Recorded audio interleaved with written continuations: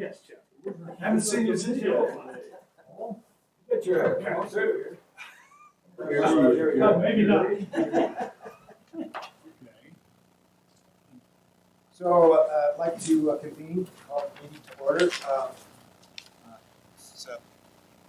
This meeting here is, we're going to focus on budget and, for the most part, backcountry roads. Any other things that have to do with backcountry roads. So,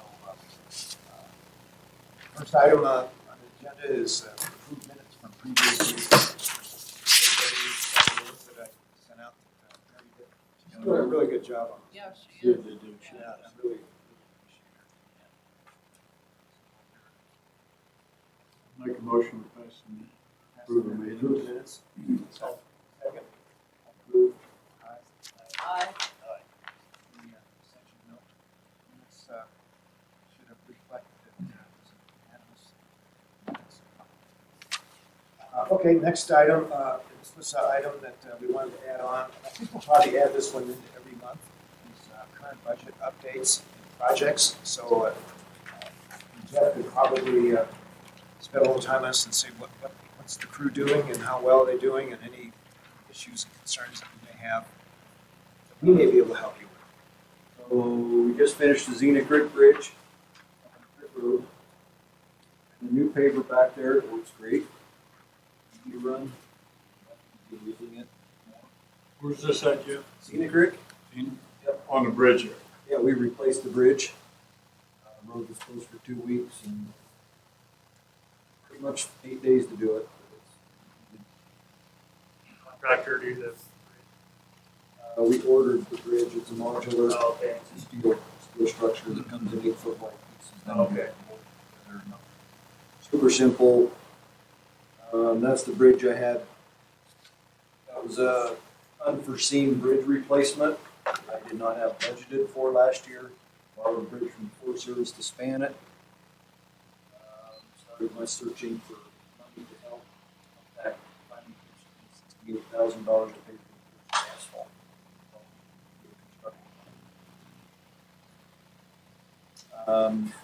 We're back working on West Lake Fork on that widening. We're going to widen it before we pull the asphalt up.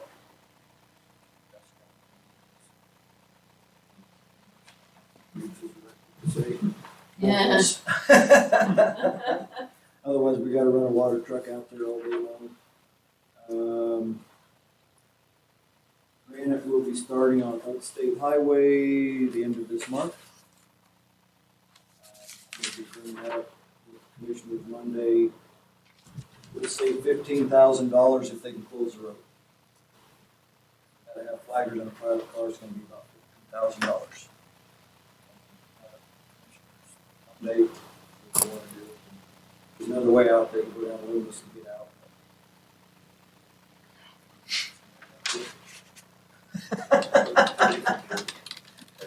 That's the way you go anyways to avoid all.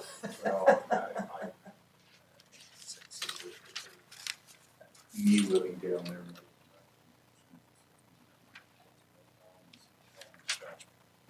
If they close it, it'll probably picture probably 3 days faster probably.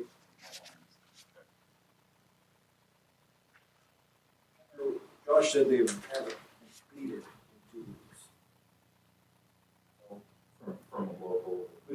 From a native's perspective, I would. You just close it during the day, smooth things out, open it at night. It's not like we're used to. Right. I think It took about 4 hours to get here from the pole out of the. Right. One out here at the bridge. I would say approve, but I can't just do that, Jeff. Last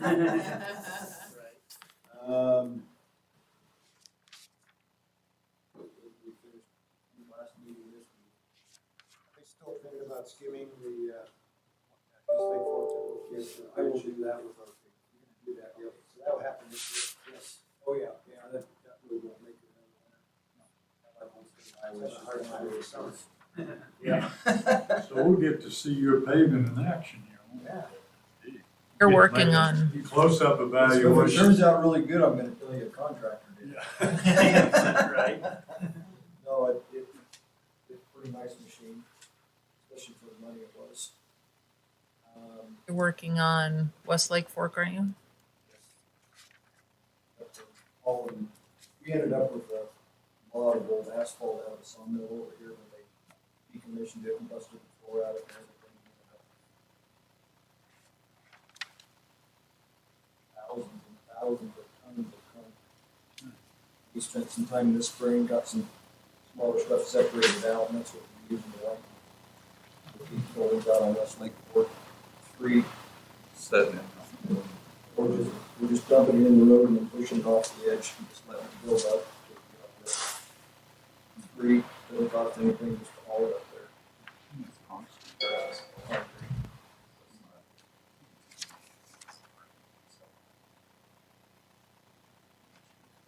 Oh, no, it's all clean. And okay to use for roof wrap and everything else.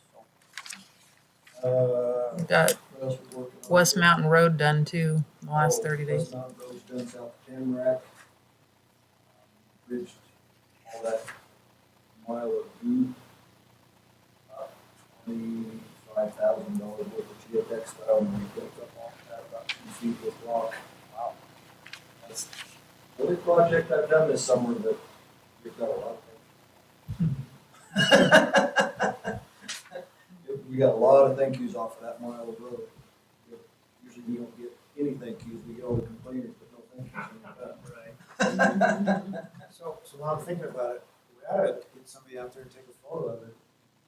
Put that photo and then put Scenic Creek Bridge photo and a photo of the guys paving, you know. See if we can get it in the newspaper. I mean, those are successes that.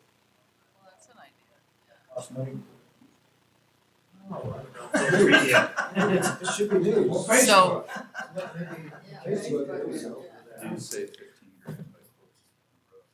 So Jeff, the county is going to be doing a bi-monthly ad in the Star News. That would, yours inserts would be great. Oh. So, Pictures of the bridge. Yeah, I've got a picture of a road grader stuck on West Mountain, or pulling it out. Before and after picture. That's what it was before. Now look at it. Yeah, Westlake Fork, I gotta get up there before I rip the asphalt and get some before pictures of that. What else? Gonna make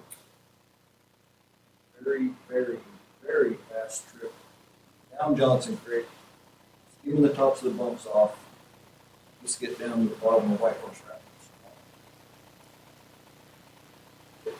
I've got to do something, and everything just being discombobulated 2 weeks ago, 3 weeks ago. A backcountry guy had scheduled for that Monday, wife's horse went over backwards on her, broke her, almost broke everything. That screwed that up. We didn't have his road grader back. We were supposed to have it back. He was gonna take another one back there anyway. We were gonna start on it today because we did a big service on the road grader and it's found a couple of things that need to be fixed, so I'm back there tomorrow and just do a quick knock the top of the bumps off and hopefully get those 3,000 people in and out. Major. and then we'll go back and fix all of the bumps that are created. Well, we already had, Oh, yeah. we already had one guy that tore up, going down Johnson Creek, and lost his whole front. And we were supposed to, they tried to call a tow truck, but that took a couple of days, and then some local people patched him up and got Oh, him that's out. what Cecil's telling me about. Yeah, it was bad enough to where he tore his Yeah, outfit up. It's bad, I will admit. Yeah, I had Sam run a rough road sign up to the top just for now. I mean, it's still gonna be rough for the Harmonica Festival, but I'm hoping to at least get down to the bottom of White Horse Rapids. Not to get those hills. They get packed. It's the roughest section. halfway. That black basalt fresh material is really good. When you leave it open, you don't get over the top of it, it just, all the fines blow away, and then you just let the leaves and the chips. Everybody's gotta drive 2 miles an hour wherever they're going nowadays, so. Yeah, I was just, to come back to this, public relations part of you, showing photos and articles and stuff, and I kind of thought that McKinsey was gonna kind of jump into this and kind of start doing more of a weekly or maybe, but I haven't seen much lately. Like, yeah, advertising in the news. You know. So she came to the commissioners last Monday and did a full 3-month plan. So she is working on a full plan. The commissioners just approved it. Yeah. And so we are going to be in the newspaper. She's going to be working on more of the social media sites. The county is rolling out their new website. I think it's within the next 2 weeks. And it's a great website. It's going to be much more user friendly. So there's a lot going on that side of things. So yeah, you will see a little bit more coming. She is pregnant and due this month, so she's got people that are backing her up while she's got people going to be backing her up while she's gone. All right. You gotta watch that Facebook too, because, I mean, I liked Alva County site on Facebook. I said it just disappeared off my Facebook. And I had to re-like it. But seeing it again. That's Facebook for you. That censorship deal that's going on. Oh, yeah, they censor you from weird things. Yeah, Who's censoring you? Facebook. Trump's. There's an algorithm. Politics. There's an algorithm there that if you're not paying, Kick it out. yeah. So while I'm out, while we're talking a little bit about Mackenzie and those kind of things, I kind of left you a note, I don't know whether you ever got it or not, but Cedar Creek opened up on time. And I didn't get something back really quick, so I think I'm gonna tell you about it. If you go on the Valley County website, the highway department, there's nothing on it that said it was even closed. It just says open June 21st or something like that. So you may want to keep an eye on that website to make sure that it's consistent with whatever you put on Facebook. Yeah, I didn't see it. Yeah, there was a lot of And it was the first hit. There's a whole bunch of different hits, but as you take the top hit, and it wasn't current. So just you might want to just double check it. I can keep an eye on if I see something not right, I'll call you. I'll call you. If that might be something we need to put into the new employees review, to update the website on a regular basis. Yeah. Rough roads, all that kind of stuff. We teamed everything possible for service nationwide, basically, and I talked to Citra, they put on the state ride out of Berkeley. Personally, that is a hard closure.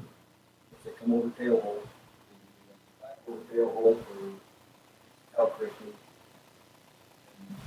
First day, really mad motorcycles. Even offered Jim Atkins $100 across the door.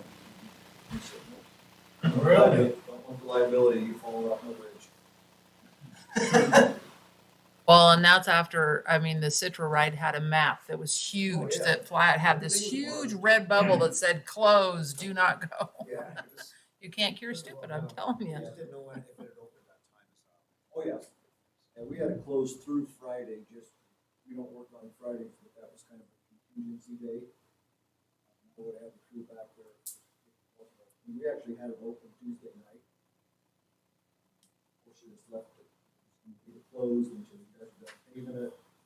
We had the road closed signs, barricades moved back, let people use it. Tuesday night. Wednesday was cleanup, prep the pavement, Thursday was paved the first day in the morning and.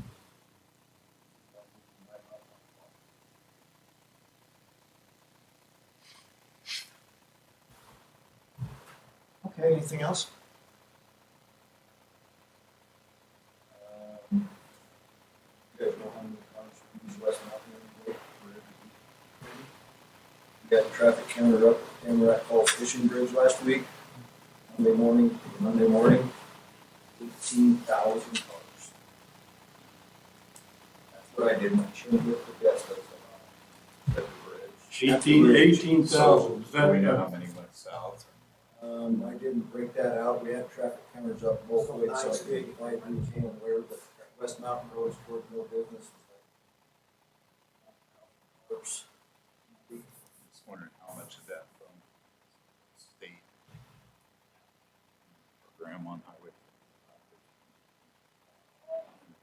Some outside to get around. I know the Blackhawk. Did you spend more time on that road? Yeah, Now that's passable too.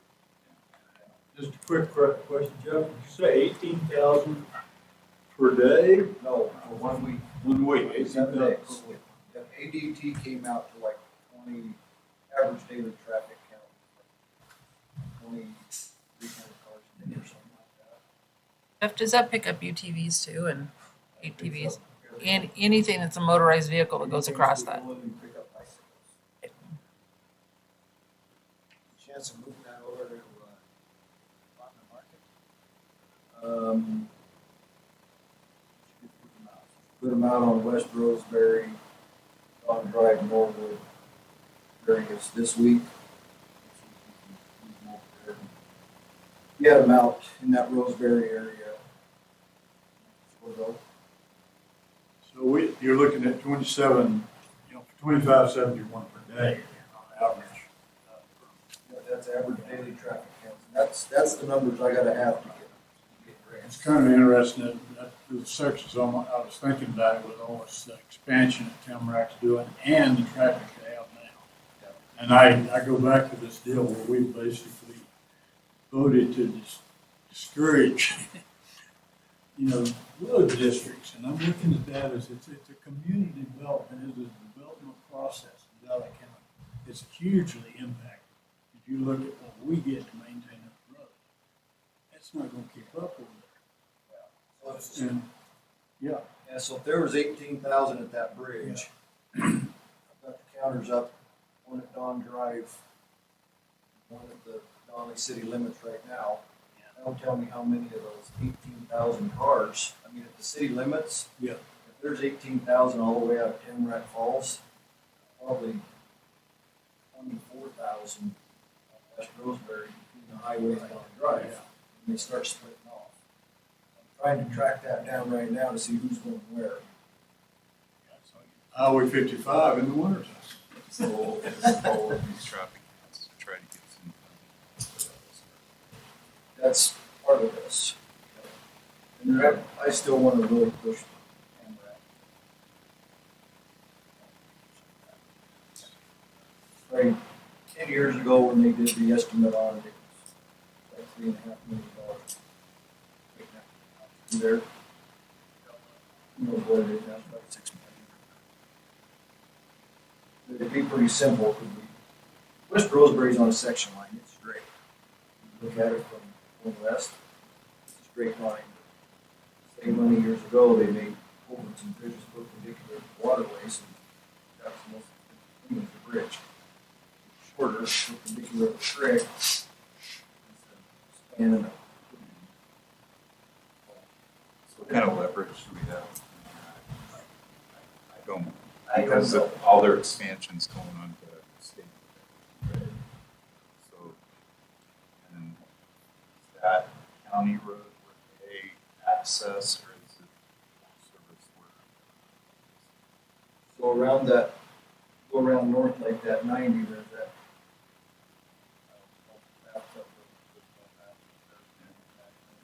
I don't know what the number is on it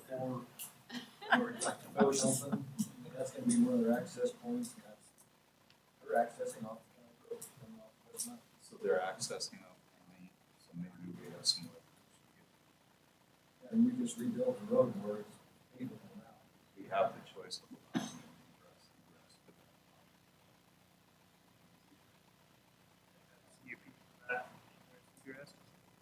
So there will be a lot of work done on that whole project, and we are asking for a joint agency agreement so that we will actually have some oversight on their Forest Service permit also.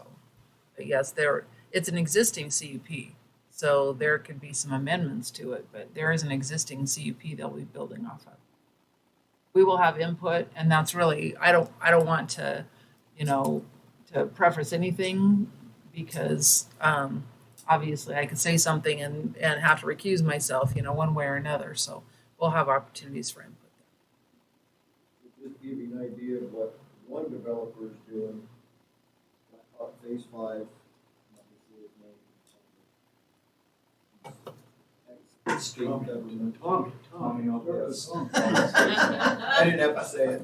Nailed by the Blackhawk. He's taken it, so he comes off the end of the asphalt at the Blackhawk entrance, Blackhawk on the lake. He goes south. They made the new entrance where the old ranch house was, goes up, really nice road.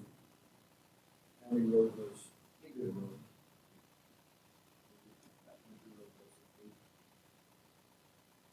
He is paying to lengthen that culvert out. Whatever it is, through the dip right there past the pavement. We're gonna lengthen that 40 feet, push the knob off, raise that road up 4 feet, widen it to 32 feet and pave it. No, it's not hard to break.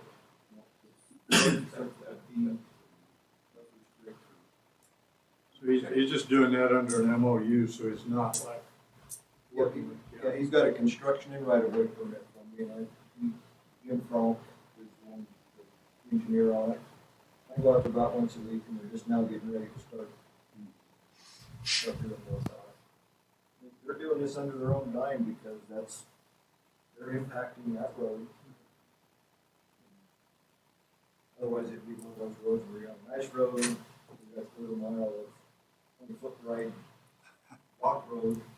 You got nice pavement going in the subdivision.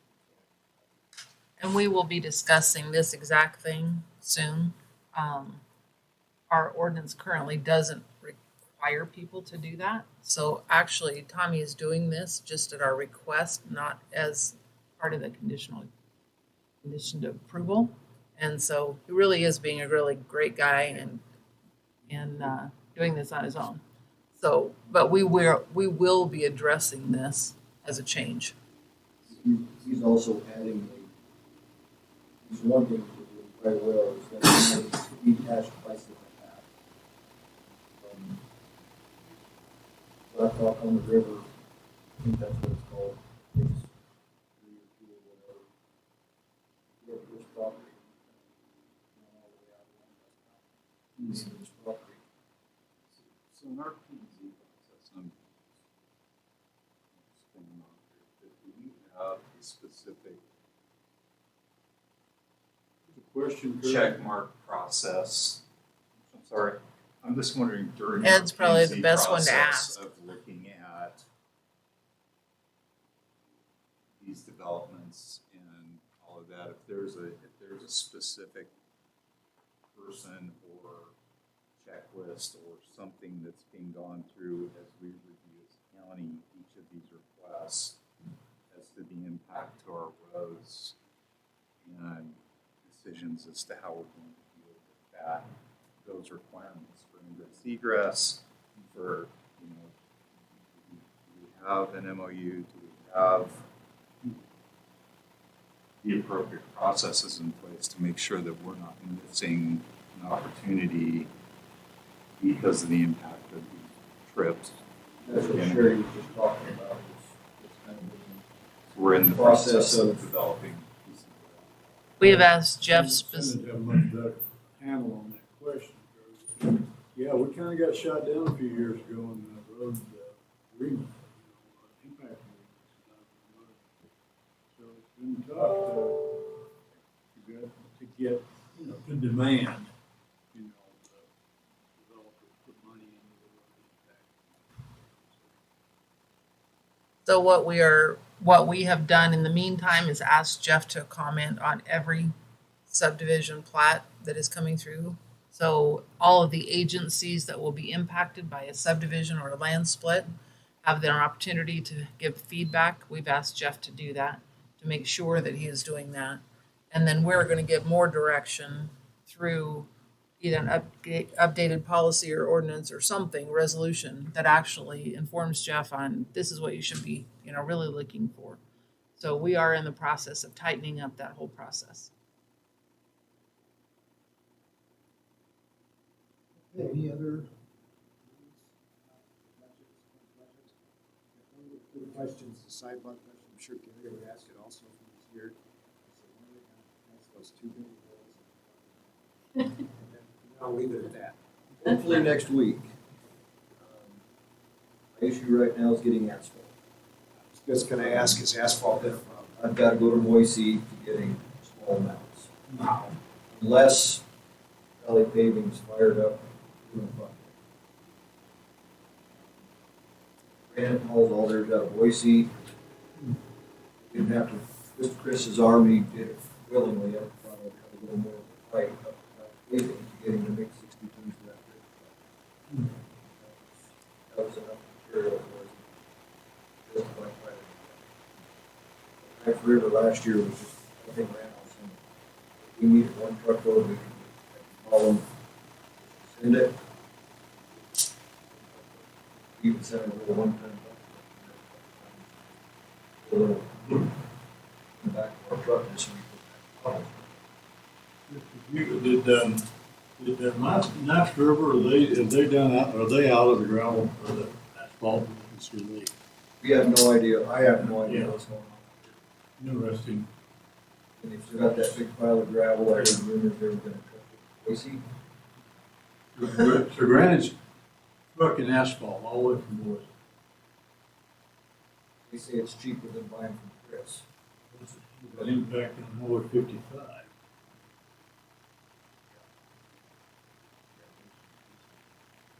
Yeah, you just look at that, An opportunity for anybody. We follow gravel. Let's open up an asphalt plant up here.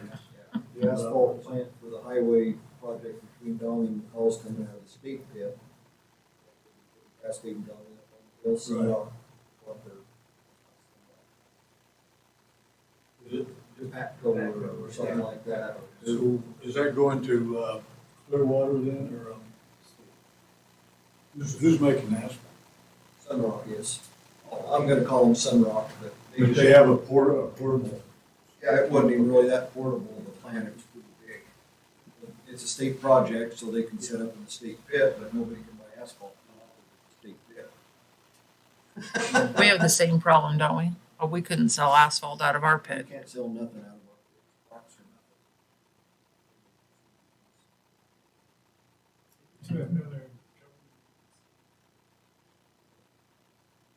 State can't sell. Well, I think they can, but that's Sunrock's asphalt plant. There's a possibility, I guess I could call them, see if I can run a truck in there to get him come in and fix those holes. Good. Well, thank you, Jeff, appreciate that. And then I think I'll just go ahead and add this to the agenda each month until we get to this pile of snow. I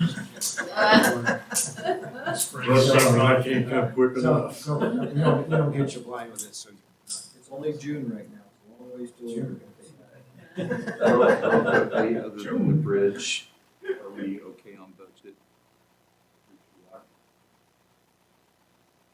Yes. Everything's good on my budget except for the unleaded. I didn't budget for. Same at my house. For all of us. Yeah, that's right.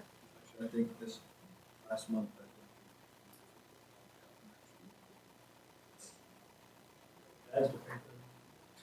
You go tell the sheriff's office, Joe Quickford, we'll see what happens. You walk to work or drive, yeah. Yeah, I mean, we budgeted for $2.50 a gallon, that's what it was in the budget. Right. I mean, the police, the fuel for the sheriff's office went $5,600 a month. that brings another question, Mr. Chairman, that Sherry could answer, but, we made a recommendation for a ceiling on our carryover. Has the commissioners acted on that recommendation? So we are gonna be discussing budget. Do you wanna do that now? Yeah, Just curious. I'm not gonna move to budget, we can just throw right into that one right now. All right. Okay, so we'll end the current projects update, thanks again, and then we'll move on to budget update. And we have a handout here, and you're gonna go over a few things with us. Yes. And then we'll answer your questions. So basically, I just want to give you what Jeff's budget is for this next year, and we'll go over really quick a couple of items on it. So the commissioners will vote on this finalized Monday. We have to have our budget finalized Monday. So this is pretty close to being, what we have seen. We are supplying Jeff with needed equipment out of his carryover budget to the tune of about $700,000. He's already purchased some of that in this year, so you're going to see a reduction in that carryover budget also for that. His actual budget for this next year, I don't have that budget sheet in front of me. Jeff, what is it? 6,200,000 something? Close to 7. Yeah, should be at the bottom of that sheet right there. 6226. Yeah, so that is his actual budget with the projects that he has identified for the coming year. So that's gonna take, right now, our income stream, just the actual income stream that has been identified so far is right around 3 million a year. So that is gonna reduce down that carry forward by the time we do the equipment and that, almost $4 million. So there's gonna be a heavy amount of funds put on the roadway next year. Jeff, tell us what your larger projects are. So we discussed how much money I spend with my group. If I do 4.5 million a year, we're a maintenance group. We start a big construction project. Get all my guys away from maintenance. Everything else we're doing, a mile of road. 2 weeks. So we kind of discussed this and we put in the extra money, 22, to do some contract work. As soon as this budget's okay, I'm gonna start figuring stuff out and putting it out to bid so I can get these guys lined up now instead of waiting until next July going, nobody available. But if I can get a bid out now, I'll probably get a better price. And So I'm thinking Heinrich Lane from the highway to Norwood. A lot of this stuff, the reason it hasn't gotten done is because we were really focused on trying to get 100-foot right-of-ways on everything before we rebuilt it, widening the roads, getting wider paved shoulders, pedestrians, bicycles. Right-of-way right now, I don't have enough money in my budget to even think about buying enough right-of-way in a mile of road. It's just gonna blow it. We're basically gonna go in, recycle the asphalt, lay it back out, repave over as wide as we can with what we already have. A lot of it's gonna be 24 feet wide, which is good. 35-mile-an-hour roads, we can get by with a 11-foot drive lane. That's 22, that'll give us a good shoulder on each side. Old State, Heinrich, Spring Valley, we'll really look at Spring Valley. That needs done, but as soon as you make the corner on Lake Trail needs done. Lake Trail runs into Cascade needs done. Cascade runs into Wildwood needs done. Wildwood runs into Hereford needs done. we need to talk about an LID in that whole area. I mean, Well, honestly, a lot that of needs this its stuff's own probably gonna be project. in phases. I was looking at the farm market really hard here a couple weeks ago, thinking about it, it's like talking 19 miles from one end to the other. It needs chip sealed bad. Just, yeah, that one's gonna have to be in phases. And a lot of this, like I was explaining to Sherry, is easement roads. We don't own right of way on these roads. On the market is one. We don't have a right of way. We have a maintenance easement through the middle of the farmer's. Interesting. Yeah, so to do any major work, you gotta buy the right of way. And then we gotta deal with irrigation. A lot of farmers use our culvert, or our ditches, irrigation water to get water from that canal to that field.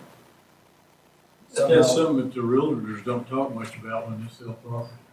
No, Most realtors don't have a clue what They don't know. that means. So Jeff, also aren't you gonna do the one like the Parkway here in Cascade, or there was something? this one out here, Lake Shore, I applied for a Western Federal Lands Grant last year, didn't get it. Take that application, new dates in it, take pictures, reapply this year. Thing is, we're 4 years out. That might be another road that we're just gonna have to go out and patch the best we can. Short from where the construction ended, Yes, from south down below. Yep, from Duffers to the cattle guard down there. It really doesn't even have to go all the way down to the cattle guard, just to that first cattle guard, where the trail is. That's what we're section.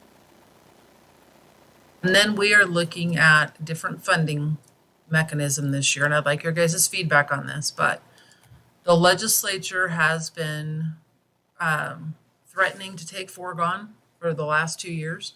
We have $1.2 million in foregone.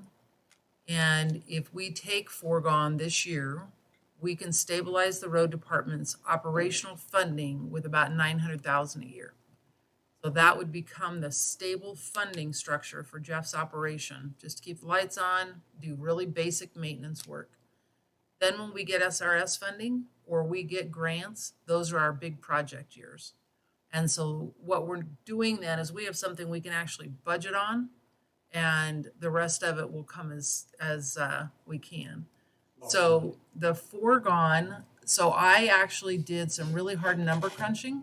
And what I did was take my property values from last year and calculated what it would be if we took the 3% in new construction, which is historically what we've always done.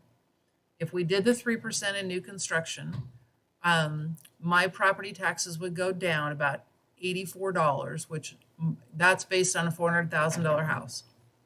So divide that by 4, that's whatever it is per 100,000.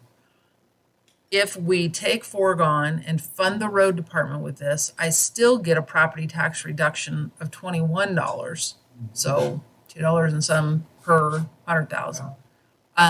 So no matter what, we are going to get a property tax savings this year based upon the growth in Valley County. And so we feel like it is time to take that foregone, fund the road department the way that we should be funding the road department without the SRS, being required basically to even function, and then use the SRS to do our projects with.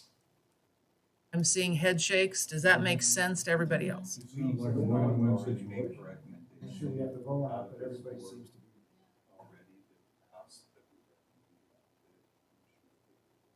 We didn't actually do a recommendation. I don't think we formalized it. We discussed it.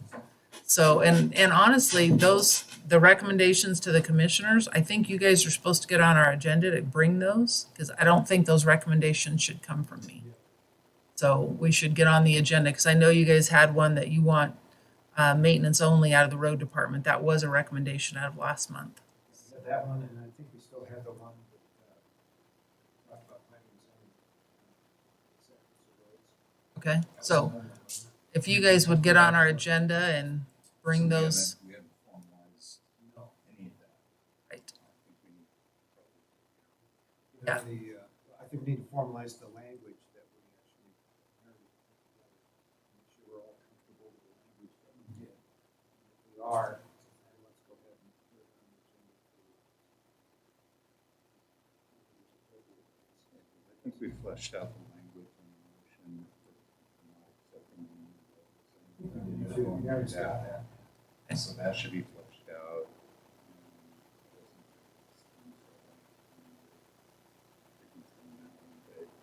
seems to me like we should be, any month that we're going to make a formalized recommendation and vote on that. Following opportunity. Yeah, finding money. Yeah. But, yeah, So my recommendation is gonna be that we go with foregone. I mean, to me, it makes sense that we're all going to get a tax break and yet we're still gonna fund, and that way, that's gonna put off that need for a levy, if we even need a levy. Sure, is that, would it be more appropriate to bring that through the advisory committee to you as opposed to making that? So I make a recommendation to the commissioners. We have to make a decision on Monday. Monday is our last day. We have to publish our budget. So that is the vote I'm gonna go with, is to go with foregone. We don't need to have. And that's, no, probably not. The other good news between, today I was on a call. SRS, a 3-year extension has been included in the infrastructure bill, which has passed the Senate. It would be funded at the 2017 level, of which Valley County received 1.6 million. Yes, so I'm gonna be working now with our house. I've been on the phone with Crapo's office over and over and over again, asking to be included. So we've made it. So I'll be working with our representatives in the House. You guys, please reach out to, Fulcher and Simpson and say, please, please, please vote for that. I just had a meeting with. Oh, good. So they mentioned He said that it looked real good. It does look really good. They've got a couple of really strong members stating that they're not going to vote for this unless they pass the $3.5 trillion or whatever that next package is too. I mean, it's like, I have no idea how we are making all this money. But they can't lose very many votes, but I do feel like the House Republicans will stand up and support this too. So I think that there will be enough votes there, but we're not going to know that until September. So again, we just keep stretching out, not knowing what to do with our budget. And so that's why I feel so strongly about solidifying Jeff's budget based upon monies that are here and not things that we don't control outside of our control. But let me make one other point before I forget. There is some ARPA funds for, or COVID funds, whatever you want to call them, monies that are out there at the Treasury for SRS counties. They have not identified how much money that is, nor when we're going to get it, or what the rulemaking is behind it. But we know for certain there's money held at the Treasury for SRS counties. We will get something. I just don't know what it is. So that's a good news. Question to Jeff on that. 900,000 to a base funding, keep the lights on, doors open, pay for the $5 gas. Plow the roads, would that keep? That would help. That would get me to that point where, yes, we just say yes, because the fuel tax is 2.8, and 900 on that's 3.6, around there, somewhere. That's about what it takes to run my. Good, so all the rest of it, we just call it soft money, if we get it, it's Right. It's a paving project. Yeah, and that's what we talked about with SRS is, lately we, since I took over, since I can remember, was, like, a guess. I have $1 million, I have $1.2 million, so let's put 1.2 million in the budget, in case we get it. I'm looking at my budget number. So we get $75,000. So, yeah, soft money. Well, If we get it, let's do an extra project. Even with extensions, probably still a little bit vulnerable. So I like your idea of trying to get with the base funding. Use SRS. And I do think the state is changing their formula on the gas tax a bit. So we might, the governor took the new route of, they're taking the first 80 million off for the state highways, and then the counties get the rest of it.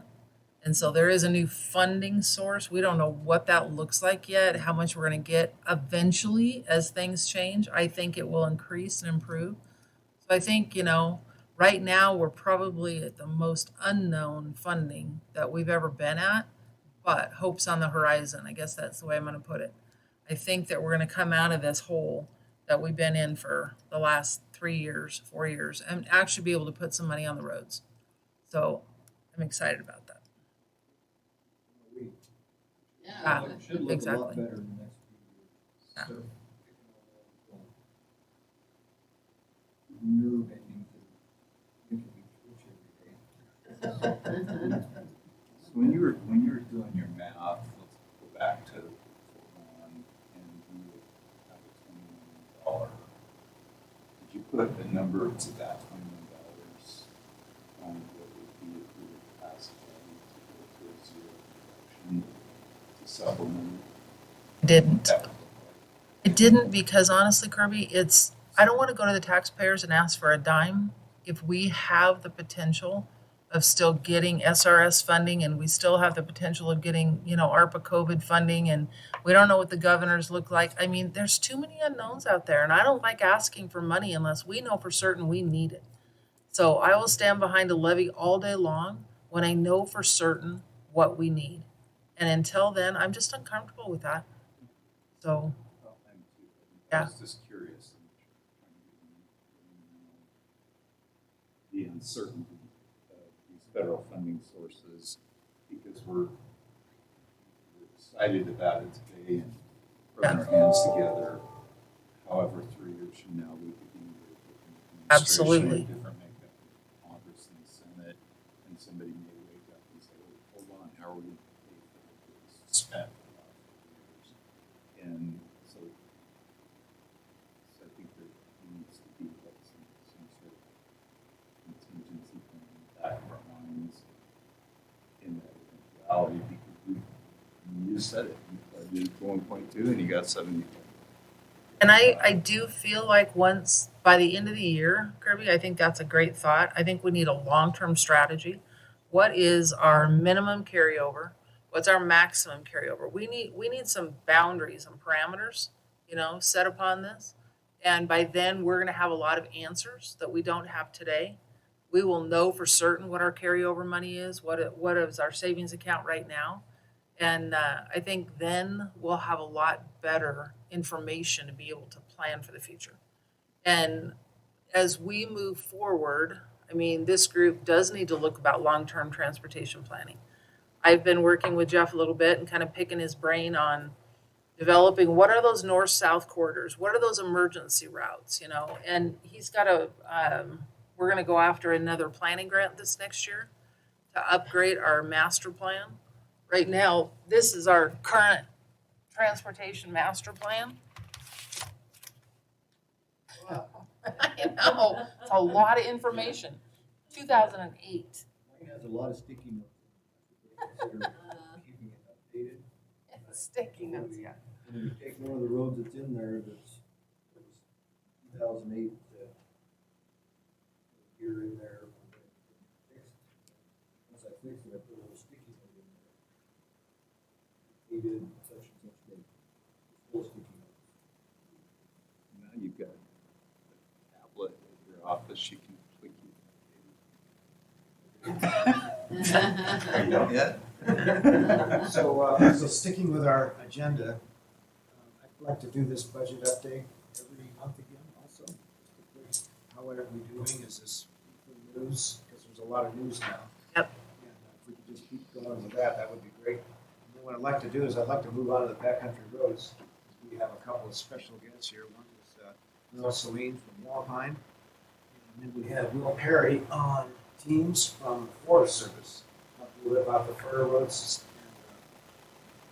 and some of the questions that we have.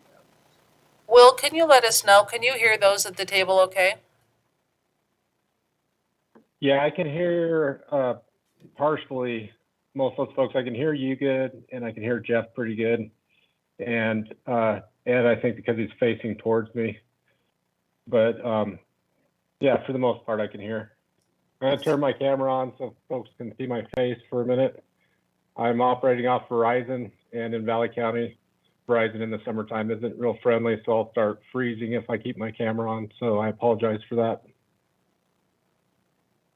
Thank you for joining us. You bet. There's always questions I can't answer for them, Will, so help me out. I'll do my best, yeah. So we have a new speaker up here, guys, that's supposed to be able to pick up your voice. Yeah, so, We don't talk Kirby, at you that, have talk at that. yeah, talk at this if you can, Just that'd be talk great. toward the center of the table, it should pick it up.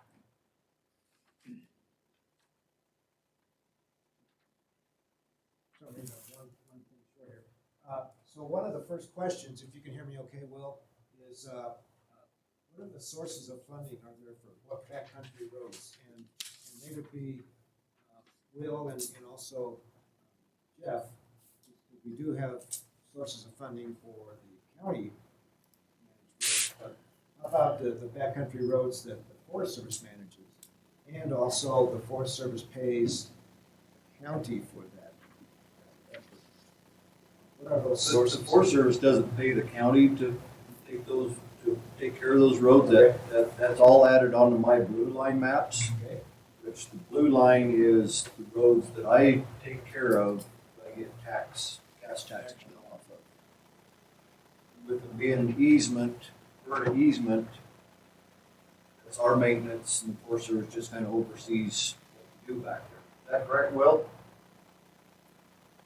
It is, Jeff. We definitely have partnered a lot over the years, and a lot of that funding that we've been able to receive is the above-base appropriations that we compete for internally, and then the partnership with the Nez Perce Tribe through the Bonneville Power Association dollars that they get, which is also competed for every year. That typically focuses more on the bridges and/or culvert work we do, and also the dust abatement that we're doing with the county this year was all part of that. Other funding sources we do, we are able on a periodic cycle it's the FLTP, the Federal Land Transportation Program funding, which is through federal highways. We're able to compete for dollars, and that's how we receive the money for chip sealing the Payette portion of the South Fork Salmon River Road, which will occur next year. Well, did you And then- see, Will, can you reiterate that? I'm taking notes. You're going fast and I can't follow you. FLTA or FL? FLTP, which is the Federal Land Transportation Program, and that's another federal highway program. Okay. And that's a subset of our overall roads network that we identified nationally.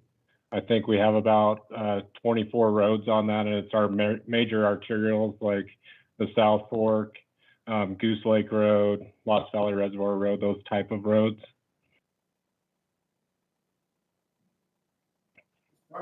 Is the Warren Wagon Road, was that one of those projects? Which road was that? Warren Wagon, those two, That was town. Yep. It's a similar program. It's with Federal Highways. That's the Federal Land Access Program, which is more focused for now on county roads. And that was also how we did the Brundage Road up to the ski resort. Okay, so That we were supposed to get some dust abatement on the East Fork this year, and we haven't gotten it. So I should have brought that up on my update. The big fires hit North American Dust Abatement in Emmett. Forest Service and the fires commandeered everything they had to work on these fires. Bummer. So there won't be any dust abatement. There this will, year. because the Forest Service Payette will secured $50,000, and it has to be used this year. So even if it's in September, we're gonna put it down. Yeah, but that won't last. It'll last through the winter. It'll last. Oh, yeah. Yeah, so if we don't use it this year, correct me if I'm wrong, Will, but all the emails I'm seeing is if we don't use it this year, they've got to reapply for it, and might get it, might not. This dust abatement, is that salt? Or is that Calcium chloride. Calcium. Oh, calcium. Calcium. Same thing as on you. Made it. We eat 'em. Oh, salt. Yeah, so, Sodium. It works really good wherever there's a river, especially right next to it or in this valley floor, because we get really high humidities at night. It keeps it reactivated. but what about, what's the other effects of environmentally or will? Nothing. Yeah, so there, I was just gonna say, if it actually gets into water courses, there can be quite a high effect, but the way that we've worked with the county to apply it, it stays within the road bed, and there's, on the studies that I saw, there's very little impacts at that point, as long as it doesn't run off the main road surface. It keeps the dust down. It's a benefit to the Forest Service, the fisheries, road department, anybody, because once we put that stuff down, it basically turns that road to asphalt. There's no dust, it doesn't come unraveled. Cars can go faster on it, which they do. Yeah, it's a huge benefit it benefits everybody. Learned about that, not have salt. Like it on the highway, but no, maybe that's different. So, yeah, so they use magnesium chloride. Yeah. It's still salt-based stuff, but from what I'm hearing, ITD uses very little mag chloride now. So now it's pointing towards an overdose of salt, it's causing all the damage on the side of the road.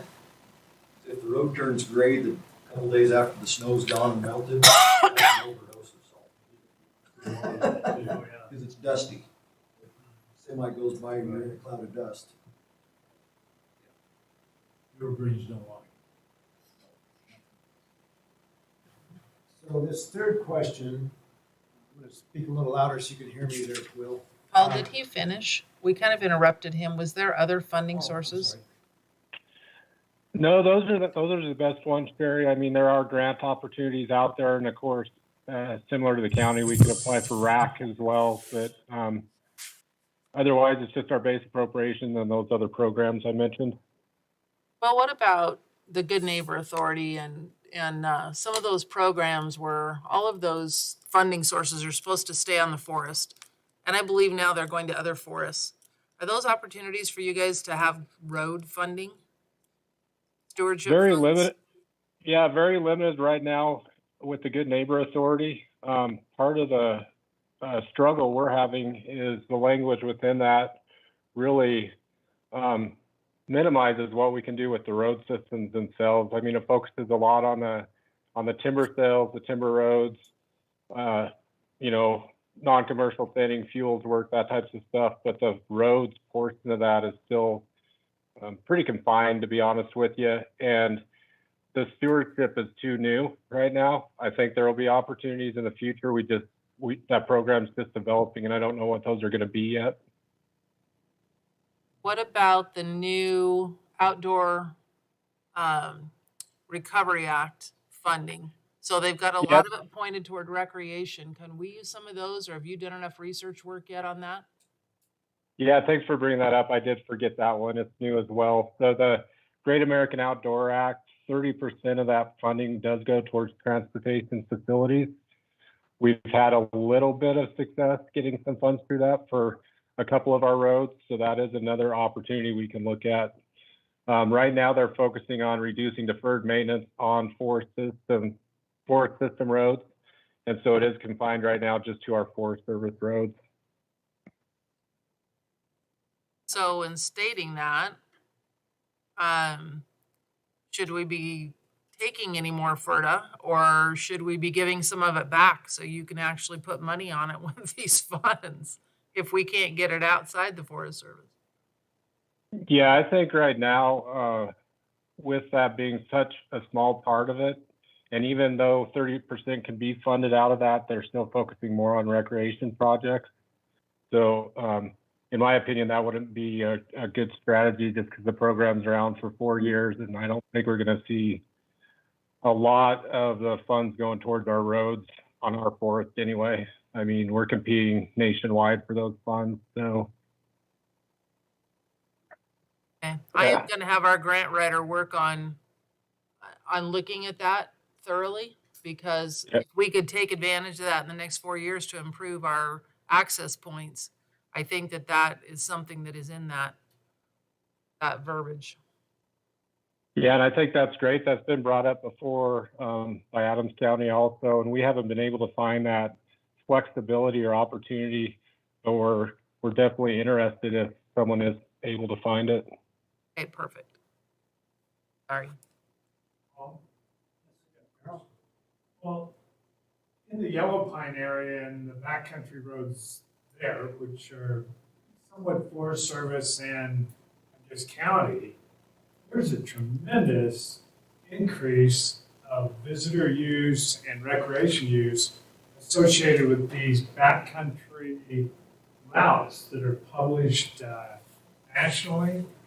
And I can't tell you how many motorcycles, ATVs, UTVs are using those roads every day, far, far more than we've ever seen before. And they are causing an impact. A lot of them are coming over Johnson Creek and they disturb the surface. If you've got a mag chloride or a calcium chloride on it, they have a tendency to break it down more than any other vehicle. Those levels of maintenance and that use is not local, and it's certainly not county residents that are doing it. These are national featured routes that are attracting a great deal of use outside of our county, I guess, use. And it would seem, especially in that case, that we could look at some kind of funding to support it, far more than any residential use by far on a daily basis. I'd love to see traffic counts. I don't know if you've got traffic counts that can show this increase or influx, but Will, do you have traffic counts on any of those roads? Midas has been putting them up on top of Johnson Creek for quite a few years. They would have best traffic counts. But I don't know if they've put them up this year. Put them up right there at the road station. I haven't seen them They're either. usually buried in the sand, but they'll still take the impact. Well, and I don't know that they'll take the ATVs, motorcycles, UTVs. On a gravel road, that, I don't know, I can't answer that. Paved road, they will. Will, do you know? Yeah, the current traffic counters we have one up on Lick Creek and one on the South Fork, and they're just pneumatic counters, so they're not taking into account what type of vehicle, they're just reading the vehicle. We've discussed that in the past, we just don't have the funding to get and install those right now. I'm not sure if the one Steph was referring to that Midas put out there differentiates on the type of vehicle either. It kind of takes a more specialized setup. You guys are on the Idaho BDR, aren't you? What's that? You're on that Idaho BDR? Yes. Yeah. It's, and it goes clear over through Elk Creek and down to the South Fork, then picks up Idaho County and goes through Warren, and it is amazing how active it is. It is Well, truly. you get from Stanley to Darby, Montana with only running about 5 miles of pavement. Yeah, building onto that, it's really the UTV use, the worst thing across the forest that is causing the most damage out on the roads, just due to the configuration and the way people are driving them, and just the increase everywhere, as you're saying. And we don't have funding sources for that. And we've talked about it a lot. I've talked with Jeff about it a lot. And really, it would be nice for the state, when they license those vehicles, to start to set aside a separate fund, like the gas tax, that would help with some of that road maintenance, because that's really the only place we can recoup it, because we can't control where those vehicles are coming from and who's using the roads. We just know there's a huge increase that is not locally based.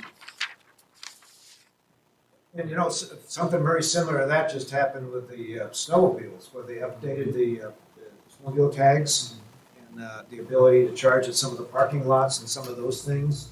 And a lot of that money is going to the groomers, which is a very similar effect. Because snowmobiles tear up the trails and they groom them.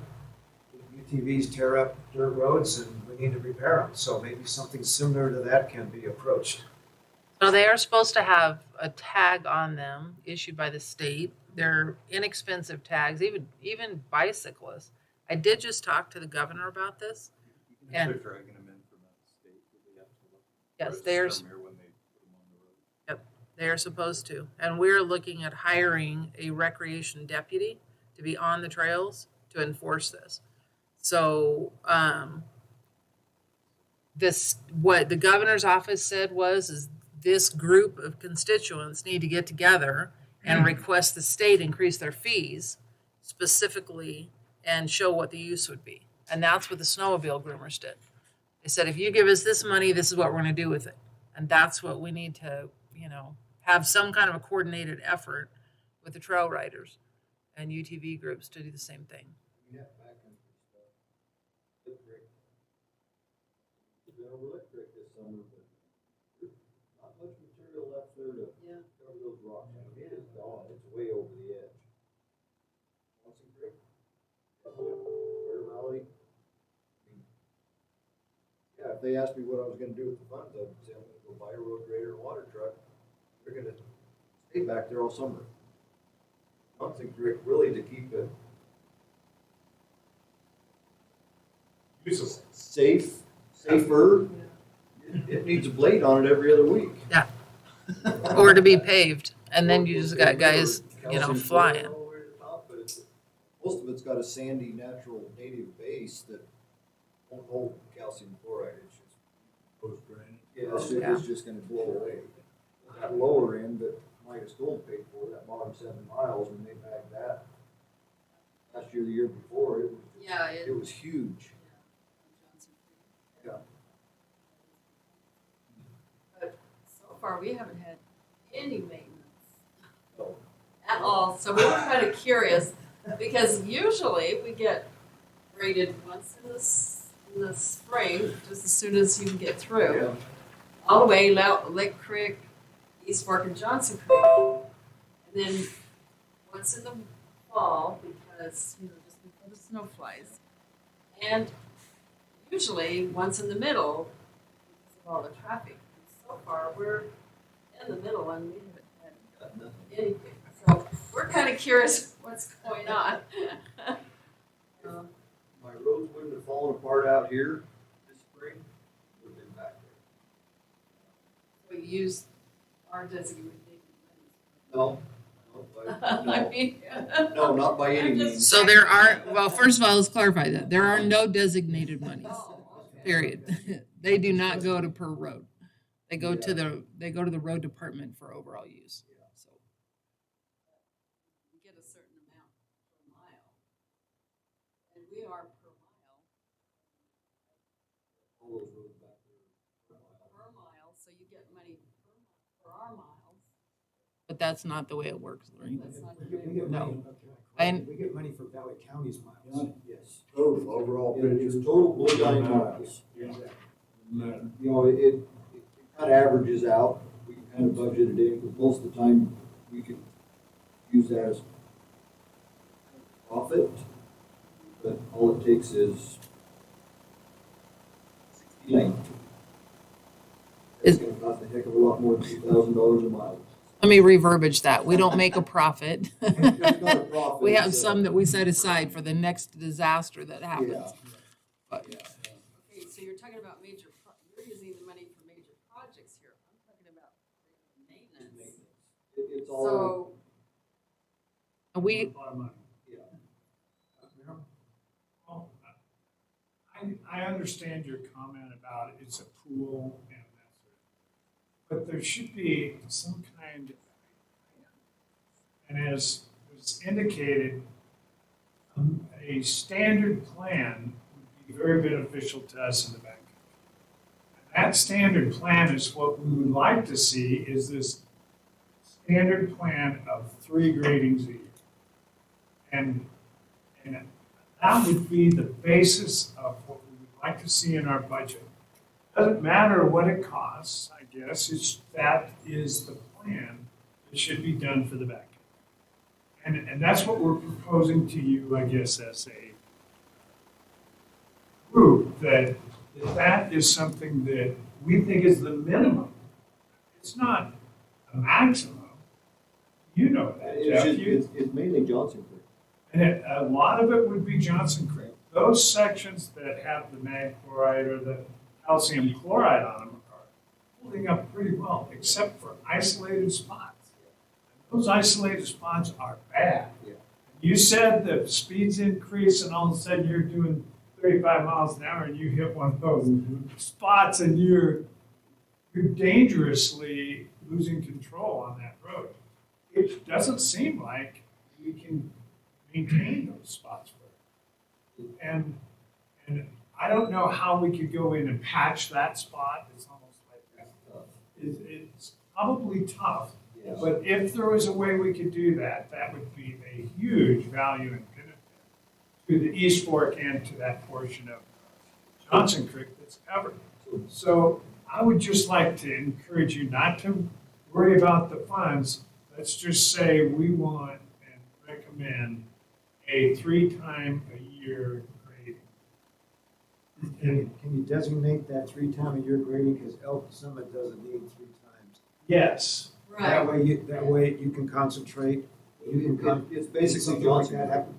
Usually we get, like Loren said, we hit Johnson Creek, as soon as the summit's open. We're down there, and while we're down there, we hit the East Fork. We come back, by the time we get back to Yellow Pine, Johnson Creek needs brushed up. Lick Creek would need to be on that list too. I If think you it get would something be. great. I'd recommend Lick Creek as well.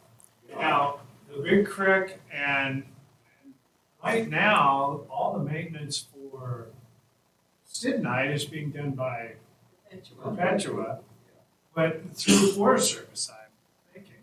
It's a county easement that we are under agreement with Perpetua to maintain that road year round. We have an They have MOU their with own them. pocket. For that Okay, section of the gravel road. wants to go take care of that road. But then they were awarded a $3.5 million EPA contract for cleanup. And they're using Johnson Creek. And are we getting our fair share of that? I don't know how we coordinate with Forest Service or EPA to say, that's a huge impact on our roads. Are we doing our best management practices to tap those sources as well? I don't know. Jeff, that'd be a good question for Perpetua. So I'm not knocking any of the Forest Service districts. Huge difference between the Fayette National Forest and the Boise. We noticed. We were talking about that this morning. Yeah, we were talking about that today. Yeah. The Boise Forest we do have some gravel back there in that pit. Use on the Boise National Forest. But I've got to get permission from the Boise National Forest to apply that, just like if I want to use some of the other pile. This is for, it belongs to you, right, Will? They had to pay you back, right? Boise? Correct, yeah. Okay, so that other pile, one of those piles belongs to Midas, the other one, no. Perpetua. Oh my gosh, one of those piles. Sorry, my brain just went dead. Just go use them and ask forgiveness. I'm sure that that's what they do.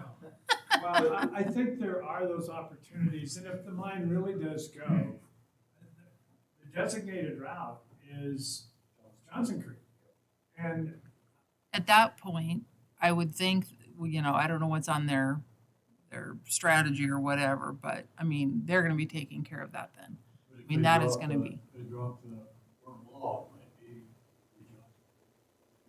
Burnt log, then they got most of the paved road. I'm assuming they would make. I would assume that as well, but there's still gonna be traffic on.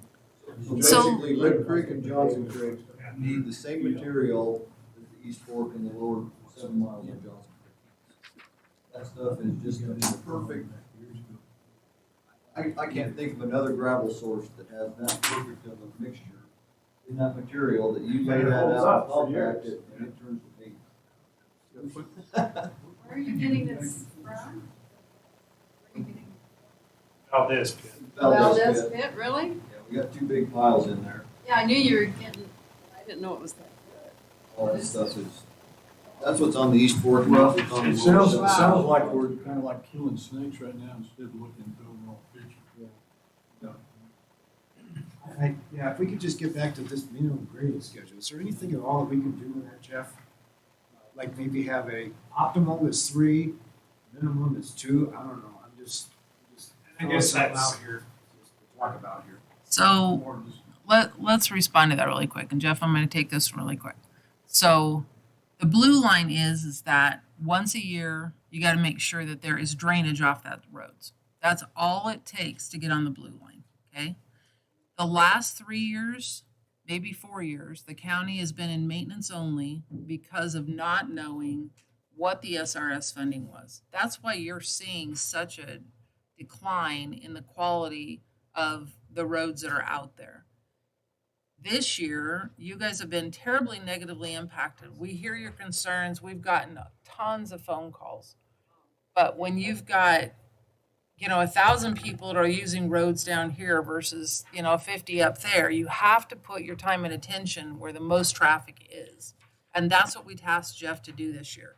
Get it on the valley floor, get some of these roads repaired that failed over the wintertime. So he's really been just managing emergency situations this year. So I hear your guys' cries. I hear your concerns. I know that there's frustration in that backcountry. We're trying to prioritize the funding that we had. We know we have funding. And I mean, the best case scenario would be to have somebody live back there and do it just like we do with snow grooming. I don't know, you can't just ask somebody, can you go live in the backcountry? You got to find somebody with those skills that live back there. But Backcountry contract, that's what I was saying, if we did get a large enough sum of revenue. Right. I would love to go back to a contractor to take care of. Right. Right now, we have, gravel is back there maintained. And they are back there and they have a house back there. I think they're lobbying to, get on with Oh, routes. That's why they're posing themselves there. So they like doing it. Problem is with hiring them to do it, the dollar amount's gonna be high enough for them to get it. Which they would probably get because they're already back there with the equipment, knowledge, all this other stuff. That expense line in my budget is probably way. for this year. But that is something we can look at for next year. 'Cause, I mean, Right. yeah, I could Yeah. talk to Wade and say, well, give me a cost on Johnson Creek 3 times a year. You're going back in to take care of the Stibnite Road, Johnson Creek. That's done. When you're done with Stibnite Road, do it again, get it again. And maybe work the mine into that situation too, like, you guys are using Johnson Creek, and they will be, and quite a Yeah. while. Right Yeah. now it's pretty minimal, just a couple cars a day probably, but. Well, if I they're didn't know doing they cleanup did though, $3.5 million cleanup. EPA contract. What are they all, is it not trucks and? That's what I understood that they were doing or going to do. So I don't know when it's scheduled. I just heard that it is an approved project and EPA put out an announcement. So it will be occurring and it will be happening supposedly this year. I don't know anything more about we can do a demo. that. I just happened to call Wade. And Wade was just in there and he did the road and his grader's sitting there and the equipment is there and I know that you guys are swamped and so I called him and I said, Wade, what would you consider a contract and how much would you charge and so forth? And I looked at your budget, you were estimating about $500 a mile for the maintenance and the blading. So he did some quick figuring and called me back, and he said $600 to $620 a mile, and that includes water truck and blading. But he doesn't have a rock rake, and he'd have to use your He's rock always rake. borrowed mine. So with that little glitch in the appointment, that's what he said he would more than likely easily be able to do, and it would be good for a while. Times 25.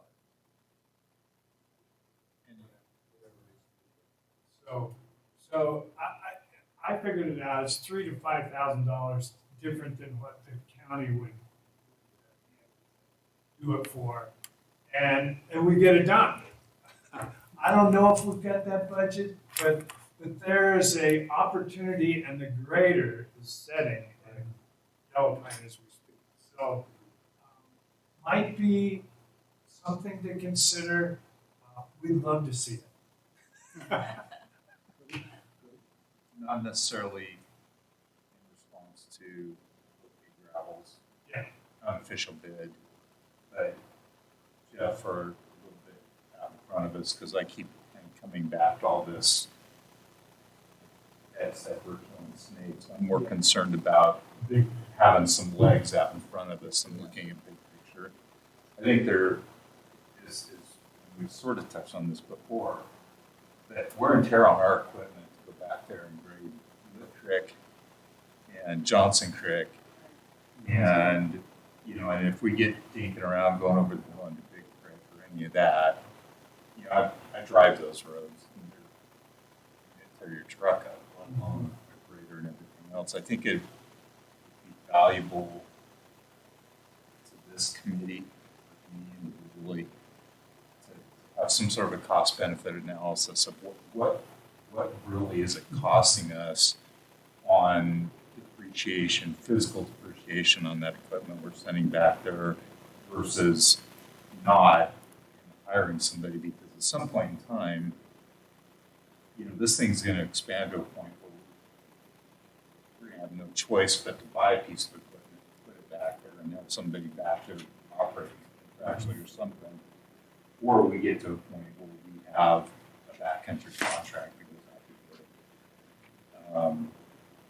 So that decision point really comes down, in my mind, is equipment costing the same amount as ours does?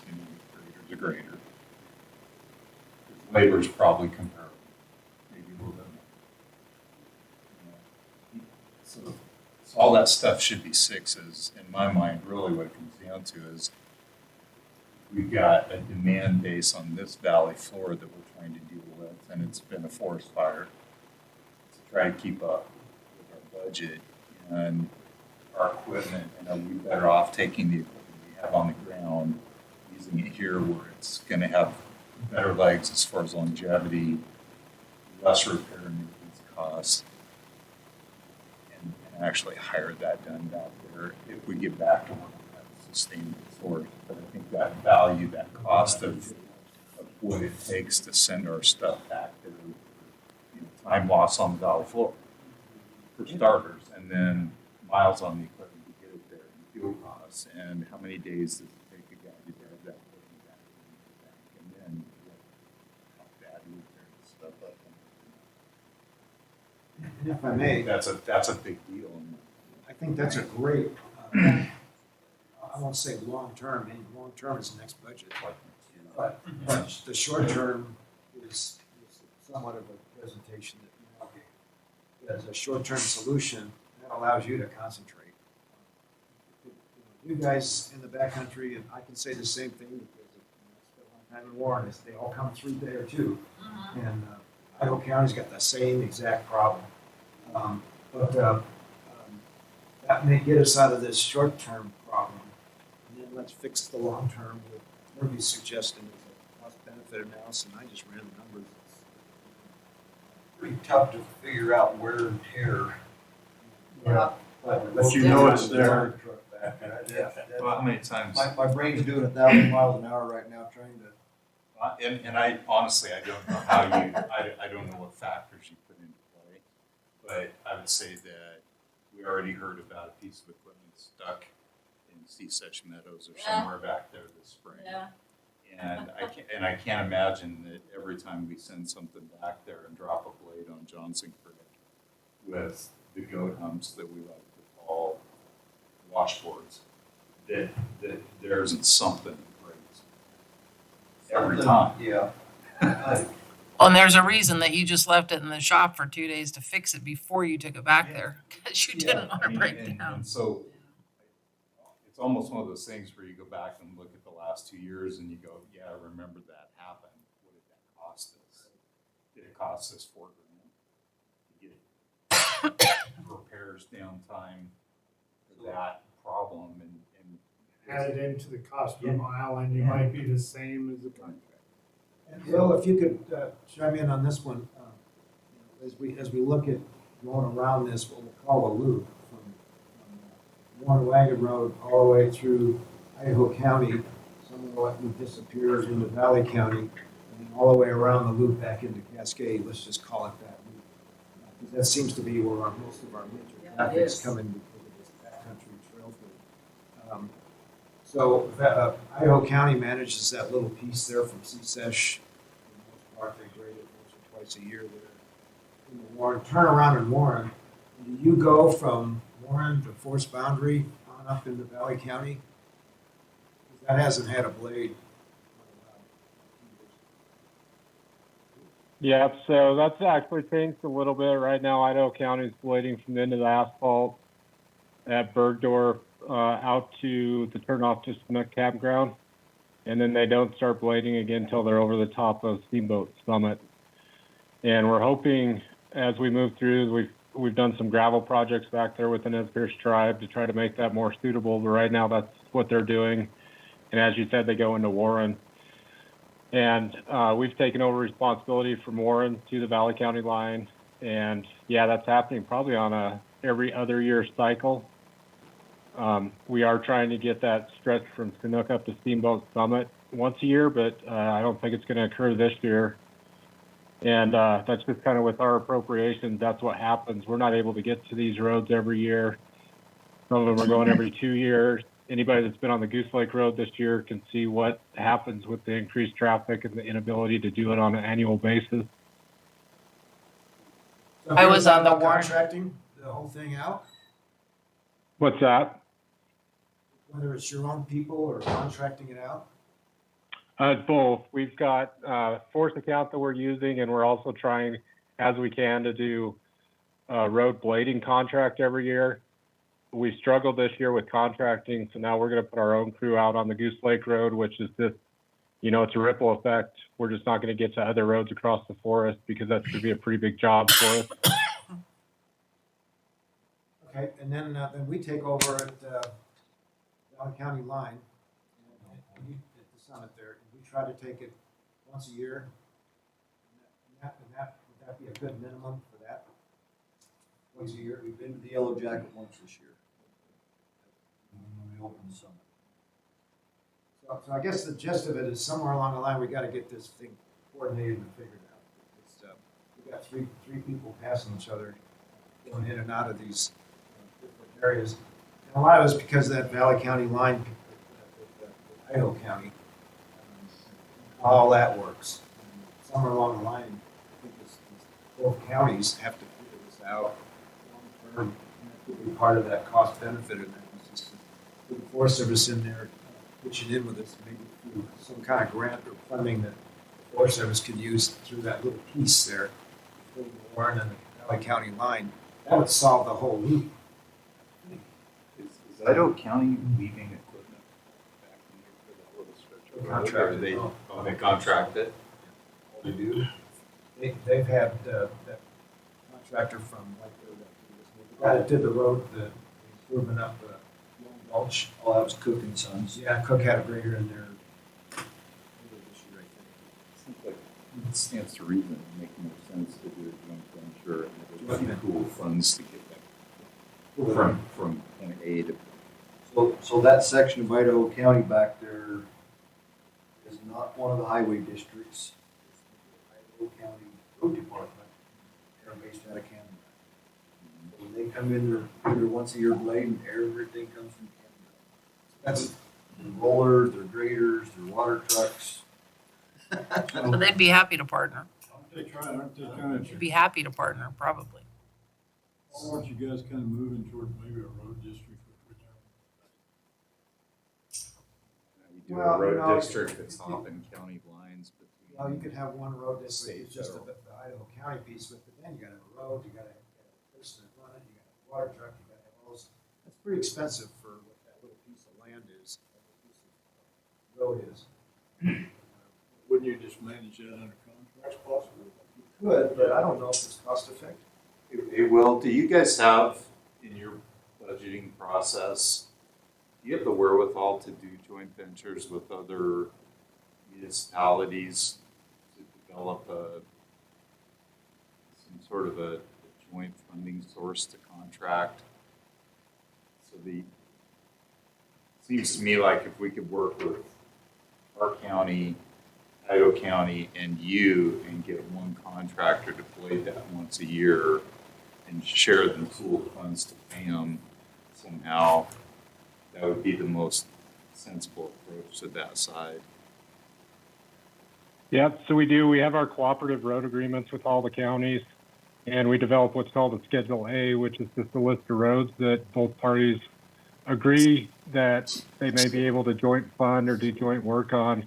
And as long as it's within that Schedule A, we can enter into agreements like we have a lot with Valley County in the past, and the funding can go either direction. It can go to the counties from the Forest Service. We can do in-kind force account, or the money can come back to the Forest Service to contract as well. The only cost I would say there is through the Forest Service, you're going to be seeing higher rates just because of the costs we have to pay for Davis-Bacon. Yeah. The catch we've ran into in the past is we could still do that mechanism. It would be a little more difficult just because Idaho County and Valley County are two different road agreements. And so it would just take some coordination, but it's certainly something that could be done, and the mechanisms are there to do it pretty easily, honestly. Short of the funding, of course. Would that be kind of that service first thing that used to be alive and well? I'm not sure what happened to the service first, to be honest. I'm just curious about it. I remember getting involved with it when I was still on the job. Yeah, it's been a while, but these tools are great. We use them quite a bit, primarily with Valley County. Adams County cooperates with us off and on, and Idaho County usually doesn't have a lot of interest. And so my plug would be, probably the counties talking to each other to try to create that opportunity would be the best way to move forward. I'm wondering, it sounds like Paul and Ed want to volunteer to head this. We did, they mentioned that portion out Chinook where Cook and Sons were last year. That was our project actually, and that was a partnership with the Nez Perce tribe to gravel that section to reduce sediment going into Long Gulch. And we've been looking at a potential opportunity to try to get it graveled all the way to Warren through one of the Great American Outdoor Act projects. I don't know how it's going to compete, but it's just another way we're looking at trying to help reduce the maintenance costs by making it an easier surface to maintain, getting away from those sands and decomposing granite that's back there. Thank you. Well, Will, it seems to me like with what Merle brought up, and I think for years from Yellow Pine people, the magnitude of the recreational traffic back there, it just seems to me like that you have to be able to see. We're showing those numbers to people in Washington or wherever this coming from. We're in the nation, are we getting more demand for these? I mean, am I missing something? Because this area is really, for a Forest Service area, is getting a huge amount of use. Well, Ed, the comparison is the town of Yellow Pine is 240.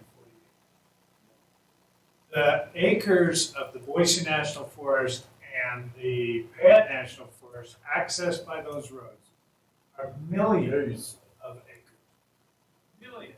And the developed campgrounds, the visitor use is forest-centric. It isn't the town of Yellow Pine. It isn't the assets of the county. The county really isn't the beneficiary. It's the Forest Service that's the beneficiary of those roads. And they get a lot of collections from campgrounds, from special use permits, from outfitters and guides, from Perpetua. And those seem like they ought to come back. If we're going to take the lead as a county, we got to get more funding to take care of that use that occurs as well. I would estimate 80–90% of the use is not for the community. Not. It is for the forest. They are using the forest, and we're way out of balance in this agreement or this process. That much funding coming from just the counties seems very, very low. Where it kind of comes down to me, see like Merle, we're looking at, it's just mind-boggling. You look at this, and I just wrote that as a monster for the county, essentially. Yeah. We're trying to do a major job. Jeff's got a job here to try to maintain roads. Most of our Valley County people live here in four of the county, on the floor, with good roads. Yep, basically, easier to maintain. We run back there and we pick up half of our roads back there. And then we struggle every year to try to figure out, can we even get there? I'm looking at like, Will's getting let off the hook here. Yeah. It seems to me like it's time to look at that. Going forward, look at the big picture. You can't kill all these little snakes and things. What are we gonna do 10 years, 50 years, 100 years from now? And how is it, because it's more and more and more impacting for that local entity. I personally felt like we took these roads through some sort of political pressure. We did. Now we're dealing with the problem. And, you gave us this little thing here back some time ago about how much it costs per mile. I mean, Jeff, I'm sorry, I just don't think it covered it even close. And that's one-time grading. That's if everything goes well. Yeah, and it's just, if you have culverts blow out, if you have a stibnite thing, 600,000, it's what we're coming down to is like, what are we gonna do with it going in the future? So that's a great conversation, Ed. So Yeah, it's like, I am pushing to have what's called a recreation planner, a natural resource recreation planner. Yeah. Underneath our rec department and the whole purpose behind that is a long-term strategy for recreation. Because we are being loved to death. There's no plans. We have got to have a strategy moving forward. And that would be exactly what this person would do, would be to work with the Forest Service, work with all of our partners in figuring out what mechanisms can we use to take care of what's happening to us right now. We have got to get our hands around all these people coming and just disappearing and dissipating into the I forest. think the wrong entity is at the helm here. Like Merle pointed out, the primary use of that is public. It doesn't belong to the county. I think it's going to increase our problems if we don't be careful with those agreements we have to maintain roads. Well, I think that Will talked about this road agreement that currently exists, and it must somehow lay out who pays for what based upon the value or the benefit received. And it seems it's way out of whack. That your recreation plan certainly should say, what are these user numbers? And how can we, if 80% of the use of that road is to access the forest and recreate on the forest, should the county pay that or should the Forest Service pay? If 80% of the cost of grading 3 times a year was paid by the Forest Service, your budget would be in a lot better place. So I don't think it's properly balanced or fair in its distribution. I agree 100%, but Will, do you want to respond to that? I mean, what are the opportunities? Because I've heard from, I mean, the 2 years, I've just, we can't take care of it, period. I mean, we just, they Yeah, telling us they have no funds. yeah. So unlike the county, we don't get a per mile rate for maintaining our roads. We get a base budget. The base budget has gone down. It's stayed flat or decreased over the last 12 years, which even a flat budget's going to be decreasing about 3% just from inflation. And it goes to all our roads across the forest. And so what you would see if we were to get them back would be a reduction in maintenance, probably every other year cycle at best on some of those roads, and a reduced maintenance across the forest. That's the reality. Our budget isn't going up. We're not expecting it to go up. And so trying to put more dollars into something out there, we just reduce elsewhere on the forest. Well, when you say if we were to get them back, are you referring to our further road agreements? Yes, yep. So Jeff, on our agreement, so we lost litigation on Johnson Creek Road, right? South Fork. That was South Fork. For the South Fork for plowing. So we're already committed there at a level of service requirement. That's on South Fork. So we're kind of, We did not accept the FERD on that though, Kirby. yeah, We backed out of the FERD on the South Fork. but we're kind of in it, right? We've got a level of service requirement. In the winter time. Oh, Wintertime. The thing is, with the whole thing is, on one hand, Wilson, well, we probably have to reduce it, maintenance, and then the county's going, no, we can't do that. That's not an acceptable solution. But the reality is you go back there and you look at this, and this is federal employment. Most, and that's just an issue they have to deal with. And they deal with not all the counties. And Will, correct me if I'm wrong, but you still do maintenance on most of the surrounding counties. Well, at least in your Fayette National Forest. Is that correct? Yeah, we have road agreements with all our counties, but as I mentioned, we don't do a lot of projects with counties outside of Valley. Yeah. And those roads aren't being closed. I'm not tracking you on what you're asking. Talk about, reduced maintenance and closing and stuff like that. I mean, who does the road over, no business? Jeff does it on the Valley County side, and Adams County does it on the Adams County side. I What think about that Goose Creek? Goose Lake. What's that? I'm sorry, I didn't hear you. Who does Goose Lake? Goose Lake? So after the flap project was finished, Adams County took over jurisdiction similar to the Warm Lake Highway up to Brundage. Past that, it's the Forest Service. Can I bring up something that, with the wildfire policy, the letting it burn, it's affecting the roads.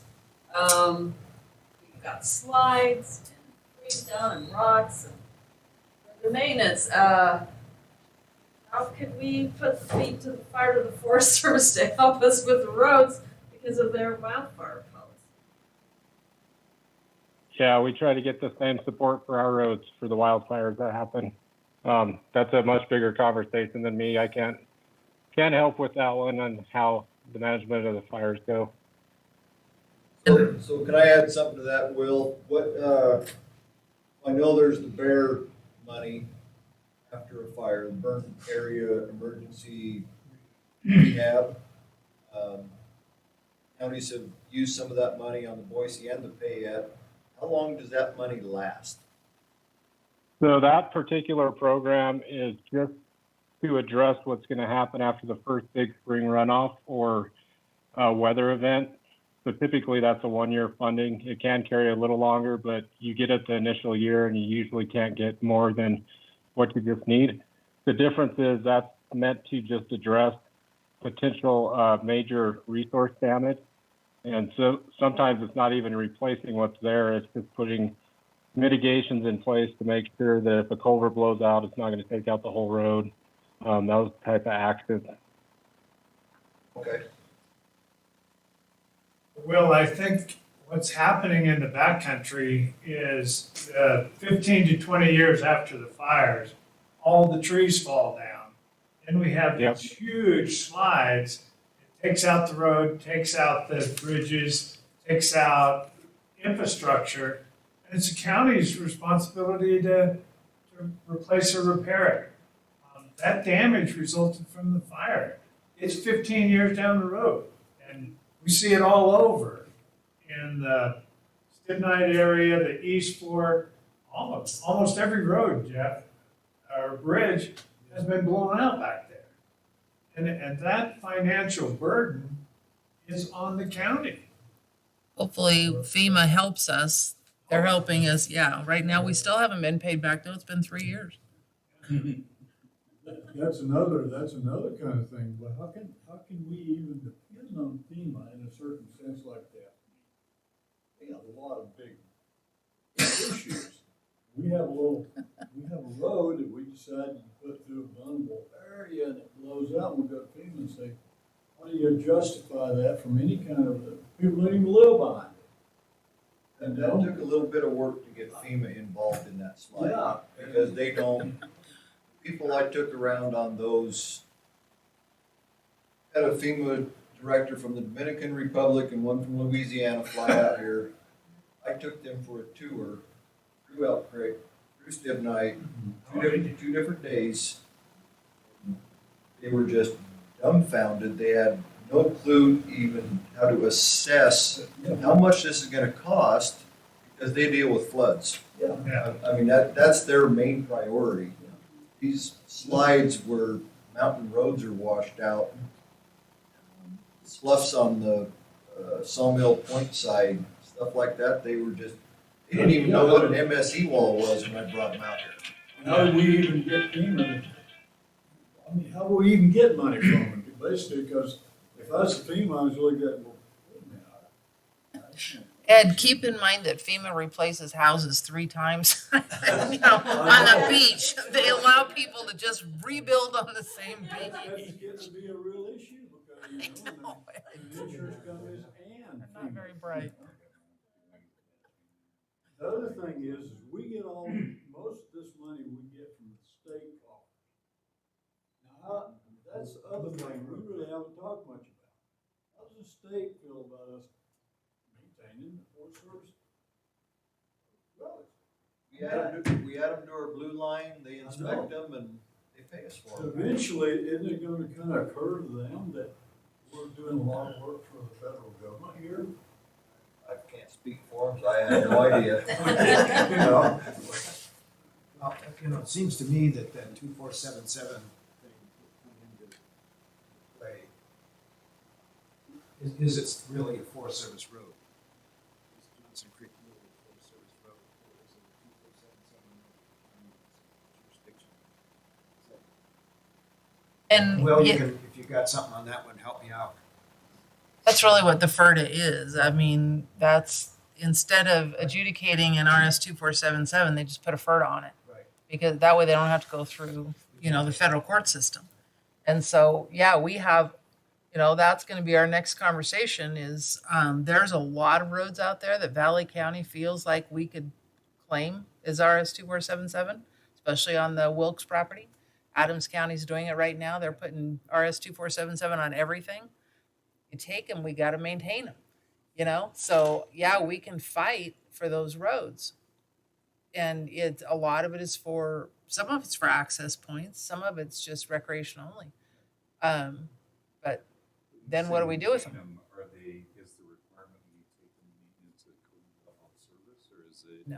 at elevated level of service? I don't think there's any level of service really, but See it?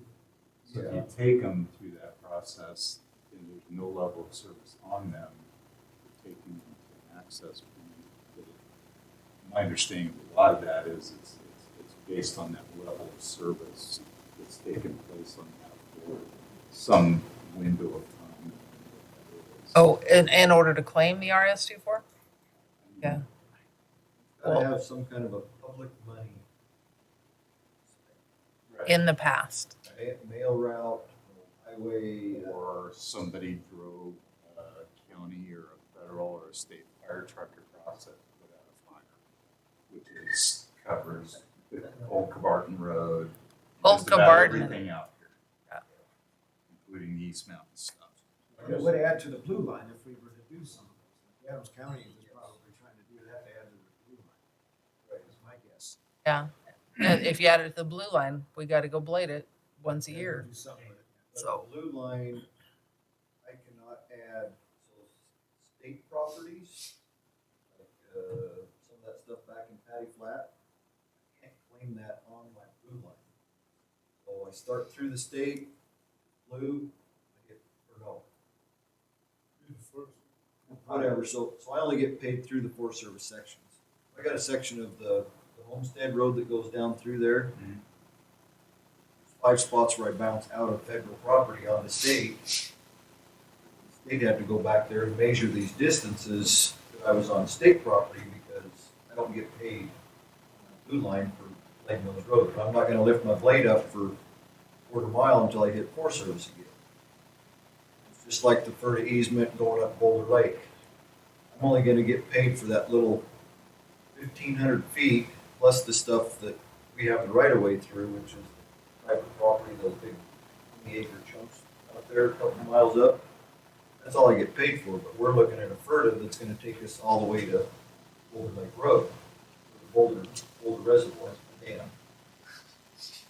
I'm not gonna get paid for it, but it's a recreation access, getting lots of use, the state. We want a paid campground up there so that the county can actually get reimbursed for some of that stuff that we're doing up there. So Ed, I understand what you're saying. I mean, I hear your concerns on the FERTA roads. And I will just say that right now with the level of service that we're doing, that's all I get. My email is filled with people that are frustrated over the roads not being graded. I can't fathom giving some of this stuff back to the Forest Service and having them do it every other year and what, the kind of outrage that we would get. Sure, should you react to that as it's a scare tactic? I don't think that it's a scare tactic. I think it's a funding mechanism within the Forest Service that needs to change. And I haven't seen, Will, you can correct me, but I mean, no matter which party was in power, they did not fund the Forest Service enough to be able to take care of these roads. And to Valley County, this is a huge part of our economy. People come up here to recreate. So that's the balance to me. It's a hard decision, but I can't imagine giving these FERTAs back and having the Forest Service not take care of them. What's going to seem to me like what's happened based on this conversation. The management of the roads are not going to get less going forward. We've got a lot of stuff. The county taxpayers are going eventually to have to start paying. Either that or we're going to, one way or another, through road districts or levies or whatever. And we're going to keep this, maintain this on top of that. And now they're going to be paying for that too if the Forest Service cannot come up with their fair share of this cost. But meanwhile, the county is managing that issue. So, And know that we talk to the Forest Service on a regular basis. So this can be a topic of conversation every time we meet with them. I guess that's incumbent upon the political body to state, come on, we need partners here. We don't need to be doing this at our tax base. We need partners. This is, what you're talking about is a legislative issue. It's not a will issue. Yeah. I mean, we don't, right. Will doesn't write budgets in Right. DC. So this really comes down to legislative issue, and you're exactly right. Federal lands funding, the stuff that's important to us in this county and the surrounding counties here in the middle of the state. You know, huge percentage federal ground that has very, very limited use in the grand scheme of things, even though we see a huge use in our local pool. And the people that are writing the budgets from Los Angeles and Washington, D.C. and Chicago are not really ultimately overly concerned about that, nor are they experiencing what we the ramifications of the fire 10 or 15% early next month. You know, that's not part of their life. And so And I don't trying really, to solve that problem is a lot bigger than me, but, and Will, I'll ask you a little bit of a political question. I won't hold you accountable to this, but it feels like, how do I want to put this? So different forests handle their recreation components and their road maintenance in different ways. It almost feels like it depends on who your forester is, who is the head of the forest in that area and what their focus is. I don't know how many you've worked with or for, but would you make a broad statement that that is a correct statement? I could see that. I'm trying to think back through the last 3-4 supervisors I've had, and I haven't really saw a change or an impact on how we've tried to prioritize or do our road maintenance based off of any of those 3-4 supervisors. A lot of times it's driven more by what we're doing. Like with the timber production right now, we're putting a lot more emphasis into those areas just because we need to be able to get the timber out of the forest. But at least on our forest where I sit, I think we do a pretty good job within the engineering department to try to prioritize where we're going and what we're doing. Bottom line at this point is we're just falling behind for the very reasons everybody's stated with the increased use across our forest. Boise's in the same boat. Really, if you start talking to all the forests, they're all in the same boat. It's just an increase in population in the West, and these dang UTVs that are starting to be used pretty heavily are just really, really devastating to our roads. And we don't really know how to handle it. We're trying to keep up with it, but we can't. I hear your pain. So what can this group here do to help you? To be honest, I think we have a really good working relationship with Valley County. We do a lot of projects together that we partner in. A lot of the times Jeff can provide the forest account. We can pay for the products that we're doing out there, whether it be bridges or dust abatement or whatever we're doing. And I think we have a really good relationship with Valley County overall. I feel like it's going well. I feel like we're all struggling right now, but a lot of it's outside of any of at least my control as far as the financial side.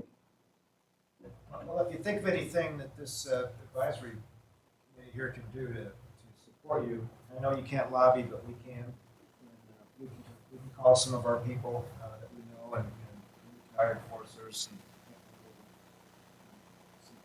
Yeah, really, I think that Washington, the biggest thing is if we could figure out a way to get for the state to set aside some funding, whether it be for the county or whoever, from the registration fees to put back into the road system.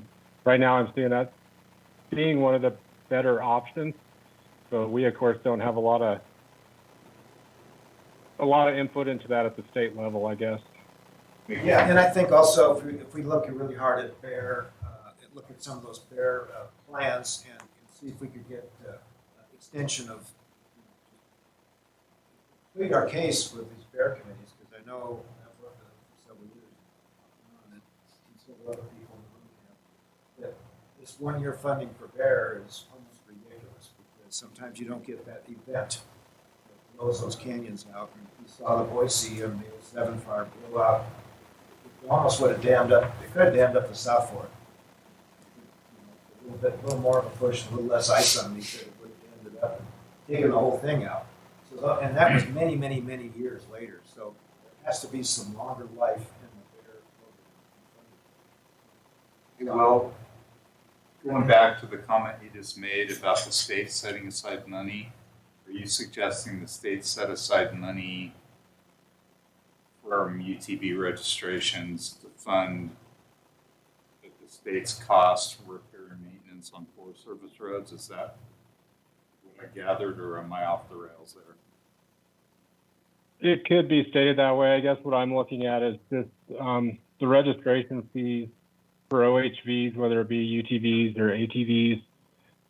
Those are being used on rural roads, whether it be Forest Service, state, county roads.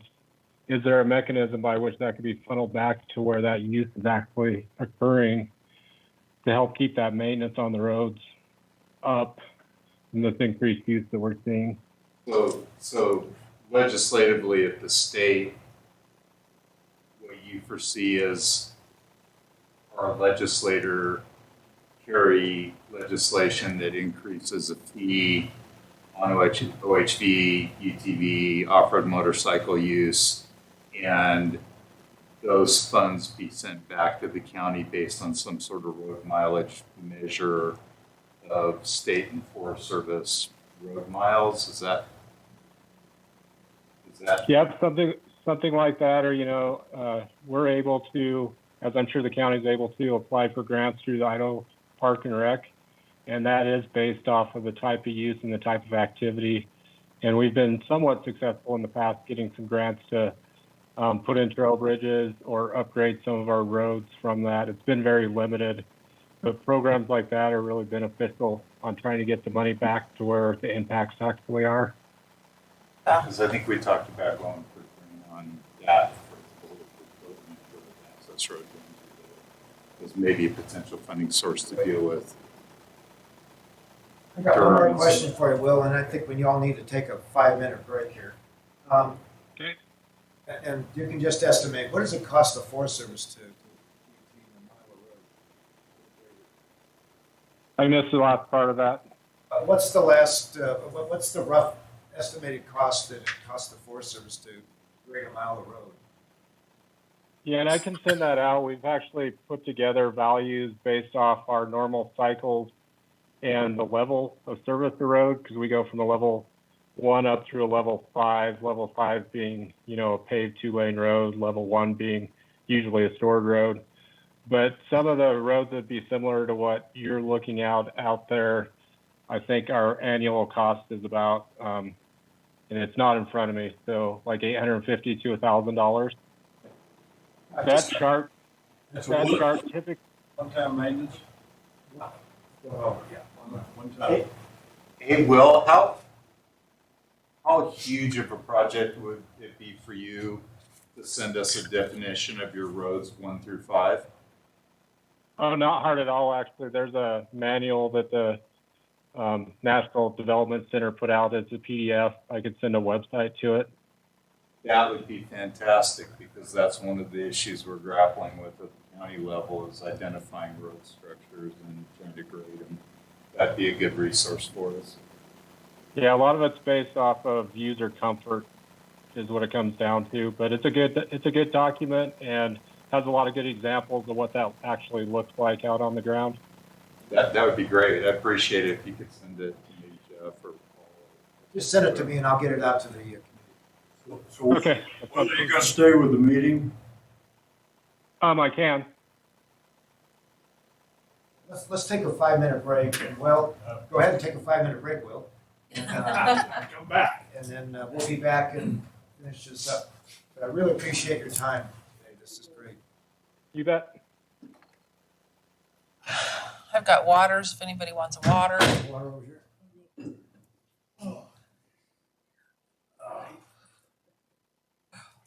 Heck, Merle. We're gonna have a big margaritas. I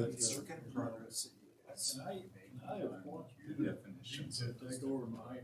No, you can't. have It's the the fire document. commissioner job to do. I just talked to her. But yesterday about it. He showed me to some ground. me, it seems like that agreement We're gonna end up having is the key. I think it would be good. Yeah, there's 2 or 3 Before things. you One of them pull the is trigger now, finalizing we're that. kind of locked into this because he's the one who's getting the state.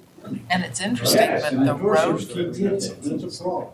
Run counts would be a good thing to put in there Why too. you lunch? They look at I agree. the state funding should pay for that portion, so it's not Forest Service. Oh, community part. A community. Yeah, okay. So if that state funding pays for the community access, then how do they pay for the forest access? Yeah. And they can request, If Will could request those state funds. if we say that those roads are gonna, they're a level 3 road, Yeah.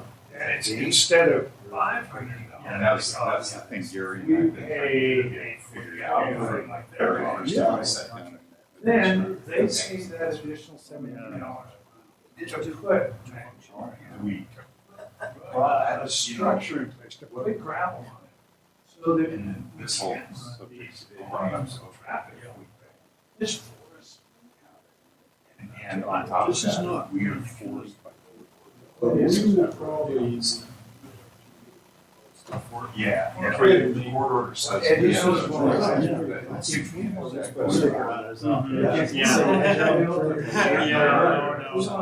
Greg, and we'll work on getting. That's right. And if you want to do it in conjunction with So the state. it's just one of those things where. Agreement, you would have made it.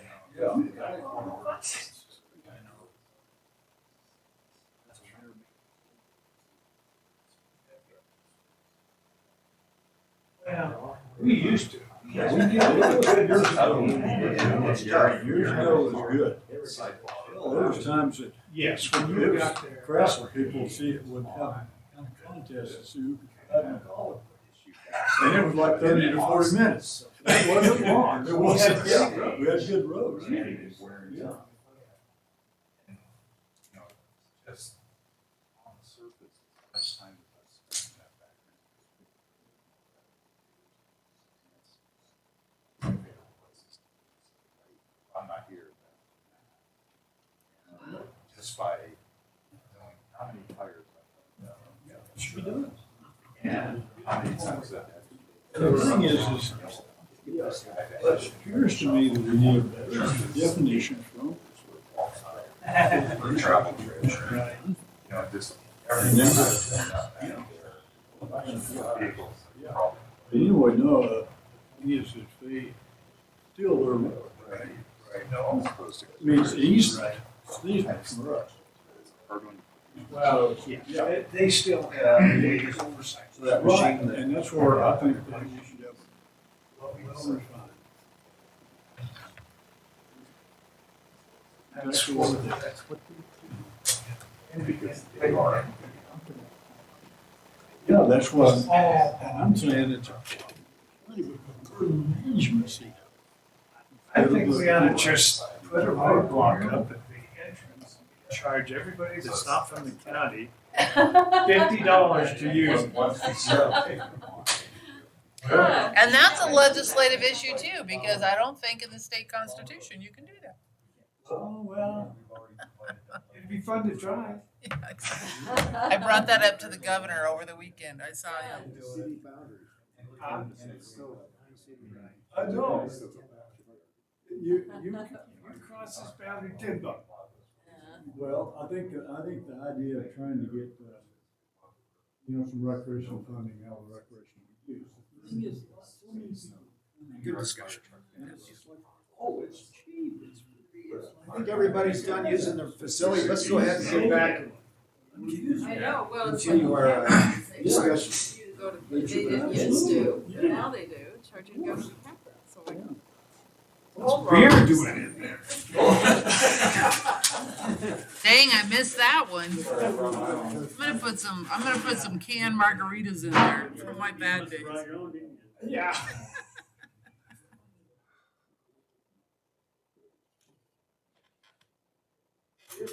Go ahead.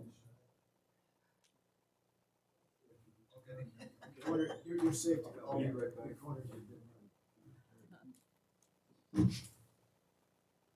Okay, so let's continue the discussion. I've kind of gone down through some of these questions. I think we nailed most of them. The only one we don't know about is the infrastructure stimulus bill, and that was a big question mark. Anyway, how much money we could potentially get out of that, so we don't know. The one that, You guys' roads are getting nice and rough.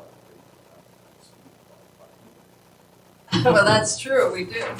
Once that gets passed, you'll have good internet service, but you won't be able to drive home to use it.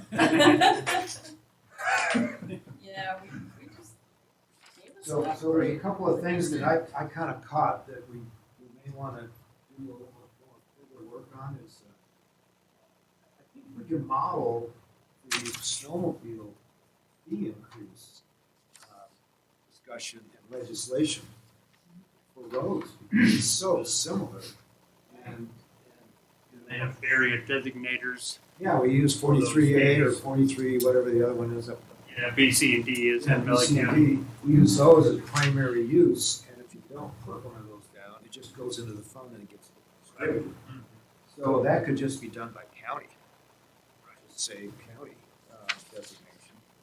There's so much of that is in there about additional traffic, those snow bikes really tear up the Grim Trail, those kind of things. We got a significant increase, especially in out-of-state fees, I felt, for grooming. Yeah, it went up a lot. Where's the Snowmobile Association at on that legislation? So it seems like the snowmobilers are much more considered as a rule. So the question really comes down to. They're not traveling long distances. These people are traveling for weeks at a time on these routes. The key. So if you start in South Dakota, wherever it is, and pay a fee in South Dakota, we get nothing out of it. Just wait to see in Idaho, because they gotta have an Idaho permit. They gotta have an Idaho sticker if they're passing through Yeah, supposedly, right. but If they're passing through, and each state charges a certain So the one question I have is, do we know who carries that legislation? And I can look into that. are they somebody that we could send on to do that?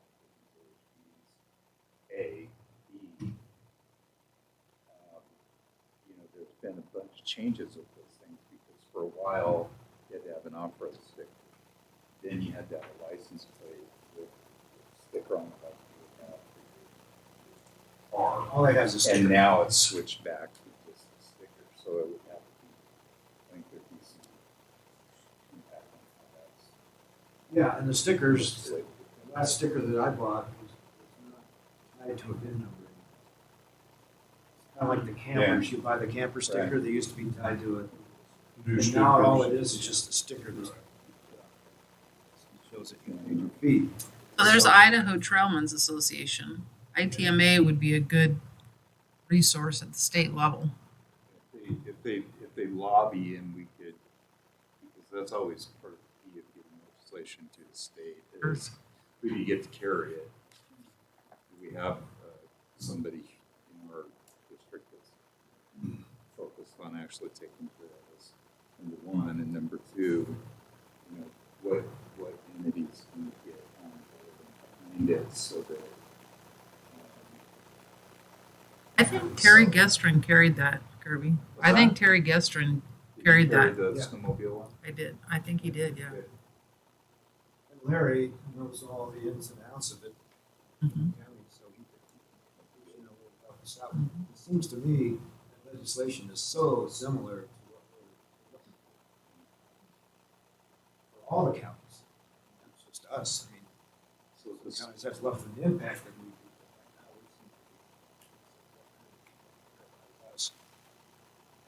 so with the sled deal, they designate where they're riding. Designate the primary area. So Where their money goes. If they don't do it, it just goes. and split. Education needed there so So that if you people will constantly- designate. You constantly go out of Smith's Ferry, they really push you to designate that area. For that. I know 43A is extending their miles, and so when it's distributed, general basis. Now, where they didn't designate an area, we have more miles in 43A this year than last year. So I heard people say. It's kind of the same thing. It's almost like a blue line road. Pretty tough with side by sides. Go up and go to one week, go to Salmon the next week. Go to Mackey the next weekend. And how that would, just like Will said, it just goes into a big pot, and then it's like, okay, they've got this many Forest Service County roads that are gravel, that are travel. I don't know who decides that it's not gravel or not. I think what you probably see is people just designate where they live if they're a resident. You know, or where they, or what county they're in, but I think the bigger picture that these guys are addressing are the BMW fuel sport bikes that are traveling Adventure bikes. 3,000 miles. And, Thousands of miles. and I'm not even sure why they go through there, because when they go through Big Creek and out over the top of Women's Bridge, they're going 70 miles an hour, and you got a GoPro on it, and they're just going, and they're not even seeing it. You know, actually, we meet a lot of them on the road, and they really are courteous. Yes. Some of them go 70, but a majority of them are out to enjoy the ride, look at the scenery, enjoy the forest, and they aren't out there to race. They are just traveling recreationally. And the problem is their routes. They don't go to Smiths Ferry. They go from Montana to Oregon or something. They try to get from Michigan to the Pacific Coast by not touching And we just got them from upstate New York. We had 4 people in the restaurant the other day, upstate New York. They took and traveled from there. I mean, it's unbelievable. My husband's doing the Idaho BDR, and that goes from Jawbridge, Nevada to the Canadian coast. That's it, right? Yeah. And so I applaud your effort to try and look at that to get more money through it. Kind of a fee. But what would actually get to Valley County, I can't imagine you'd get a tenth of what might be available through those fees, because they just travel through. And they're gonna be traveling through 6 or 8 or 10 different counties. And the one that they start out in will probably be the one they designate. Well, I don't know that you're gonna get it from a licensed title vehicle like a motorcycle that's a highway, that if you get, you know. Well, there's stickers. I was, so I worked at Bank of McCall, and we had a parking lot loaded with UTVs this morning. We were all, did you see them? And there was a whole bunch of them that were not from here. Yeah. And my lovely bride got to tell every one of them, we don't sell those stickers. Oh, yeah. Oh, ouch. And they're not from Idaho, But they wanted stickers, but which was they a good were, thing about it. which is a positive. And the fact that you're thinking about enforcing it would be helpful too, but Generate some revenue. Yeah. that is I think that you might get those machines registered and generate revenue. How much it is? I mean, you may plow 5 miles of road. I mean, it's the same as snowmobiles. Yeah, you'd be Most of surprised. these people that are riding these, they're gonna pay that extra fee. Oh, yeah. They've got the money, an extra $30 isn't gonna kill Sure. them. 40 or whatever it is. Right. Snowmobilers, I mean, I'm not saying they're rich, but they're running around in $40,000 UTVs. Well, that's one thing that's going to take some work to research. So maybe we can just put that on our future plan for, winter months to ferret that out so we can get it to the legislature. Yes, I'd like to really spend some time on this somehow. Let's get together and figure it out. And it would be great to have some representatives from the UTV community here, the ATV community, all of the OHVs, whatever you guys call them. I don't know what they're called. Yeah, Idaho UTV Club is pretty big. Yeah. I don't know any of Sandra Mitchell in the Idaho Parks and Recreation. They got all the numbers in terms of how many ATVs there are registered in Idaho and how many of those permits are being sold. So both of those have been on collaborative groups. And Larry Laxon can help get all of those Larry's the contacts. local. Larry's gonna know. Yeah.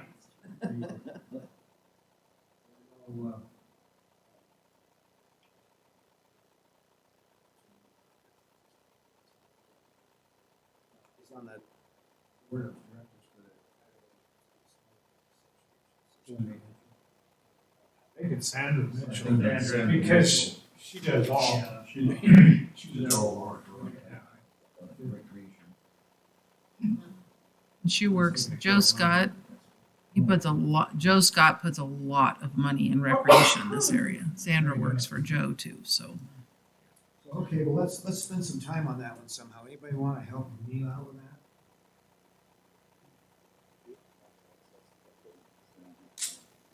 Let's see if we can come up with a strategy. I think, just finding out if we're gonna get support, if we. Is that something we have to take to the state? I would think that you would Yeah. ask Terry Gestrin to meet with It's you. gonna be a legislative action. Yeah. But if we can spearhead it, it sounds like the snowmobile thing got spearheaded. So, Probably be a good. and if we got that pushed through against the folks from Eastern Idaho that are against everything, but they get a fairly, they get a fairly, but we may get some support for this. We could maybe we could kind of oversight a subcommittee for that. Because that's good for legislative action. That's gonna be, yeah, and that, me, we do that job or do we? I think Find we the should right spearhead way. it, but I think it does. I think it needs to have a committee and proper. I think if we sat down and just wrote a general idea and legislative actions that I've worked on in the past at the state level, the way I've always kind of approached it is you can get an idea of what you want to do, and then you bring in a collaborative group of people that are involved in it, like CPAs or whoever, sit them down and say, okay, here's what we're thinking about doing, here's what we're thinking about doing. And we're trying to get ahead of state and federal action that's going to limit your ability to do because you're trying to get ahead of this positive thing. And then we find a legislator and they write the legislation and then you come but if you can turn it over to them with the general idea, the general kind of bullet point structure, and the general support of the community that is going to have the biggest impact on them, they're usually taken from them with the. That's gonna be the county if we get. I would say we just really, Well, and you tell But UT, I don't think we're going to be able to. I think it, like everything, it's messaging. I don't think we go and tell the UTV guys, well, this is really kicking the backside. We're hearing rumblings about these machines destroying our roads in Yellow Pine and we're very, very concerned about the maintenance costs of that and the long range impact of what's going to happen with the federal government allowing you to use their right. well, and or you the tell state. them that, I mean, the snowmobilers went for it because they were told that they would get more grooming.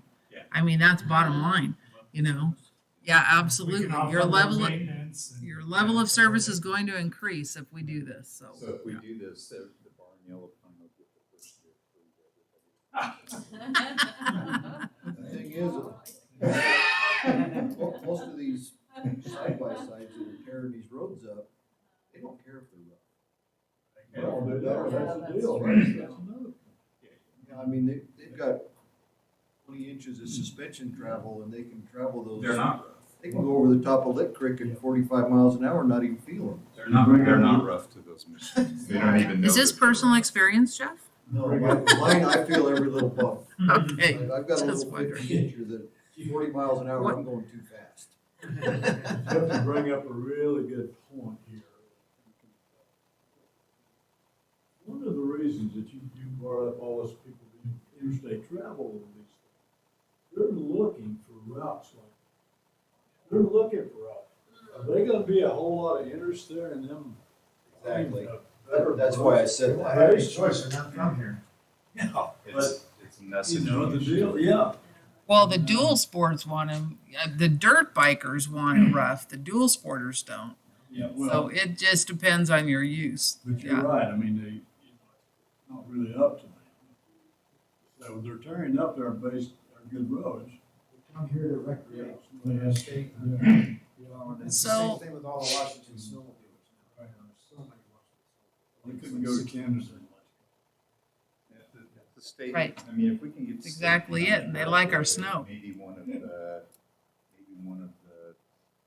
things that we do is communicate with these groups that are putting together these routes and get on their website. Here's where you call to get your sticker in advance. If you don't get your sticker, the state of Idaho and Valley County is enforcing it, we're gonna put you in jail. Or whatever. But you can, I'm gonna get a sticker, I guess. you know, there are ways to get ahead of this now. Make it easy. Recreation.gov. Gotta make it easy. Yeah. I can guarantee you, we're not the first county to try to figure this problem out. I mean, eastern Idaho, Adams County, Idaho County, I'm sure they're all facing the same issue. Yeah, Boise County. Yeah. Yeah. Boise County's got- I'm sure they're, Well, Big and issues. they're getting sophisticated now. Senior management. I'm sure they're starting. I mean, we're not alone in this fight. I mean, you guys are talking about trying to figure out who to get a hold of. It almost sounds like we need to talk to Boise County commissioners or road department or Forest Service that's running that area and see have they found the right buttons to push yet? I don't want to start from ground level if somebody's already got half the battle started. So anyway, I have a couple of things that I want to at least throw out. I wrote a recommendation. Yeah, would you agree that managing the backcountry roads is a little bit of a separate of the rest of the valley? There is issues there. It's not the same working in the valley. Right. So should we consider, here we got the same kind of state funding. We get $2,100 a mile regardless where the road. Should we consider separate, maybe working through the department, separate these two entities, valley floor, backcountry? In other words, you have two different Lots of money. focuses now. In other words, instead of just going every year, go, well, we got 700 miles, whatever. We got Forest Service and we got the valley floor. And if we do that, now in all fairness, we're getting $2,100 for the roads back. And I'm understanding that in the past, we don't use $2,100. We're using quite a few less dollars than that. To do those roads. On average, yeah. Yeah. So, should we consider dedicating the money you get for those roads to go to those roads? Do that, then I need to hire specific people Okay. to go back there and This take is- care of that. Okay, That's that's what it. screwed me up this year was Yeah. everything fell apart out here. And I've only got 2 experienced backcountry blade operators. So, that's what I'm saying. Why don't we consider, since it is different. Right.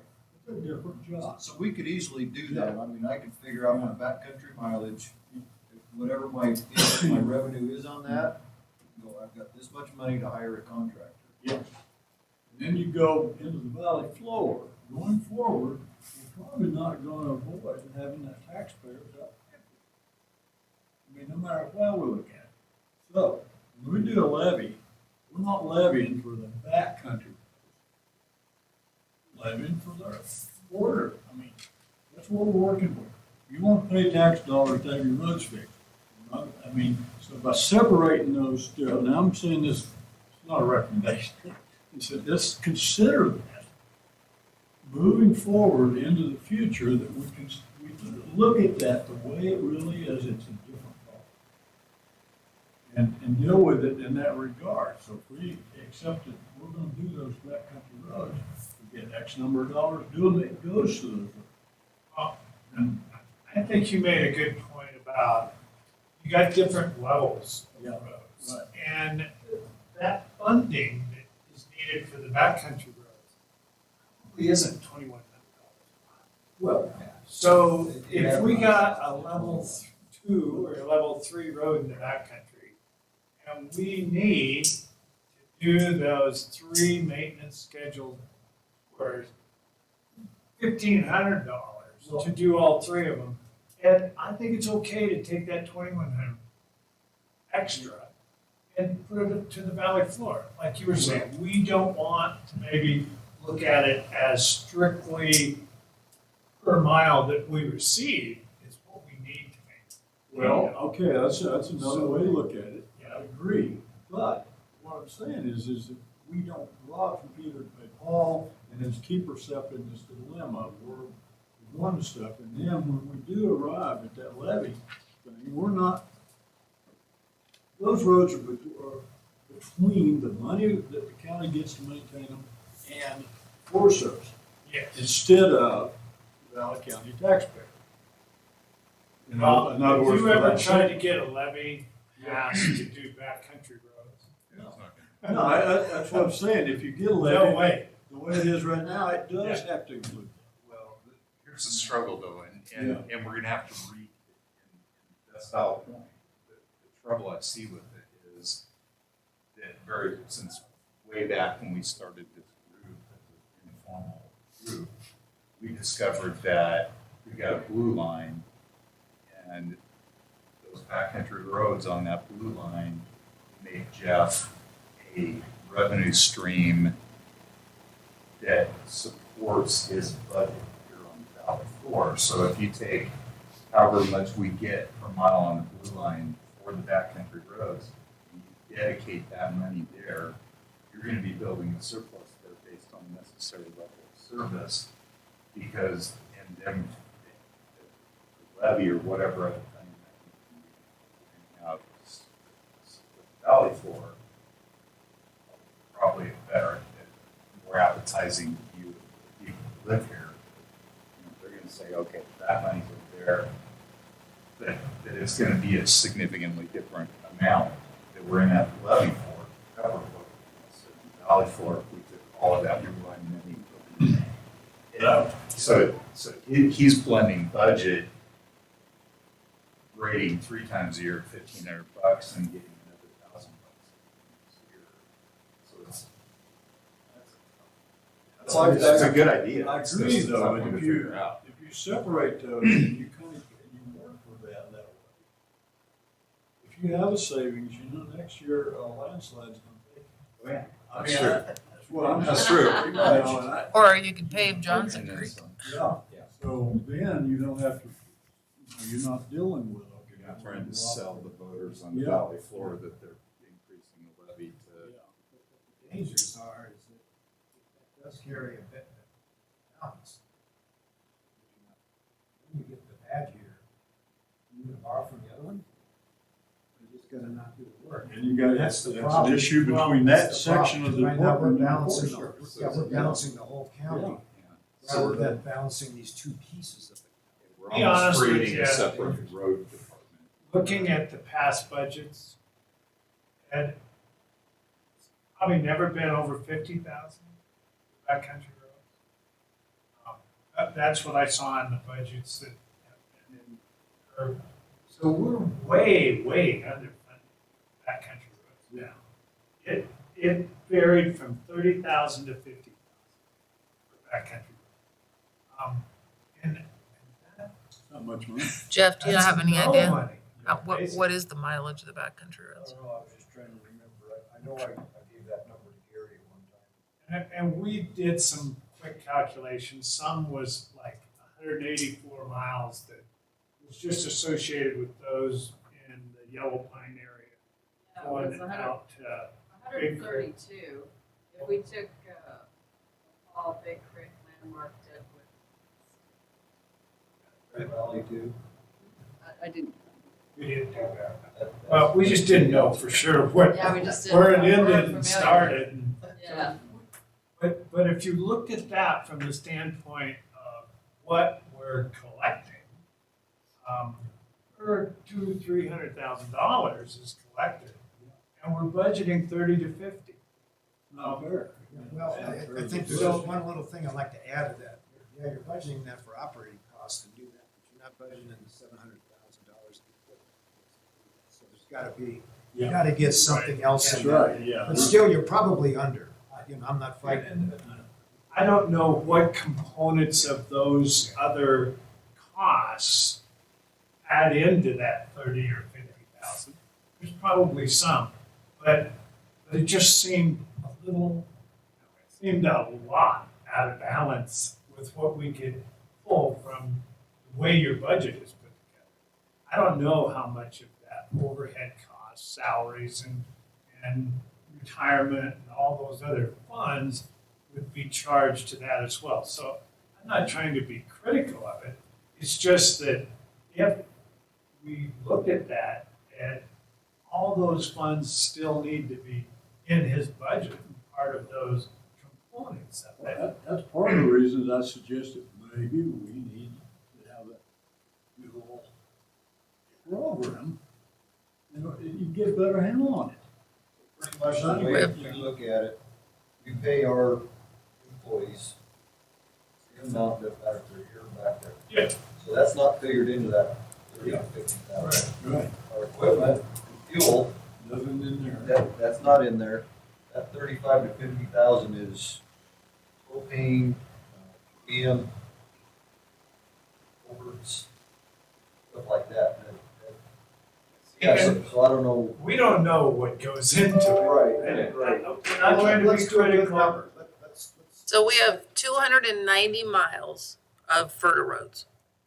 So I don't know if all of the roads that are being discussed are FERTA roads. So we get about $610,000 a year to maintain that. So I think that what we need to look at is your level of service. You know, we can come up with, That comes up to $609,000 that you collect for the backcountry roads. $609,000 Yeah. you're collecting for the backcountry roads. Yeah, it does include, It's so there's 200 actually, based on your 200. there's about, of the roads we're talking about, that service Bear Valley, Big Creek, Yellow Pine, Johnson Creek, that's a ballpark of 100. we got to think about no business. I mean, Loosely. Clear Creek, we've got a bunch of stuff. So there's other areas. You guys are just highlighting your areas. There's a lot of other. I don't have an answer to what all the things you add into that. But bottom line figures, it just seems like you're spending a heck of a lot. And we're grumbling about the condition of the roads, and then we're looking forward to getting a levy to maybe to kind of make up the shortfall and stuff.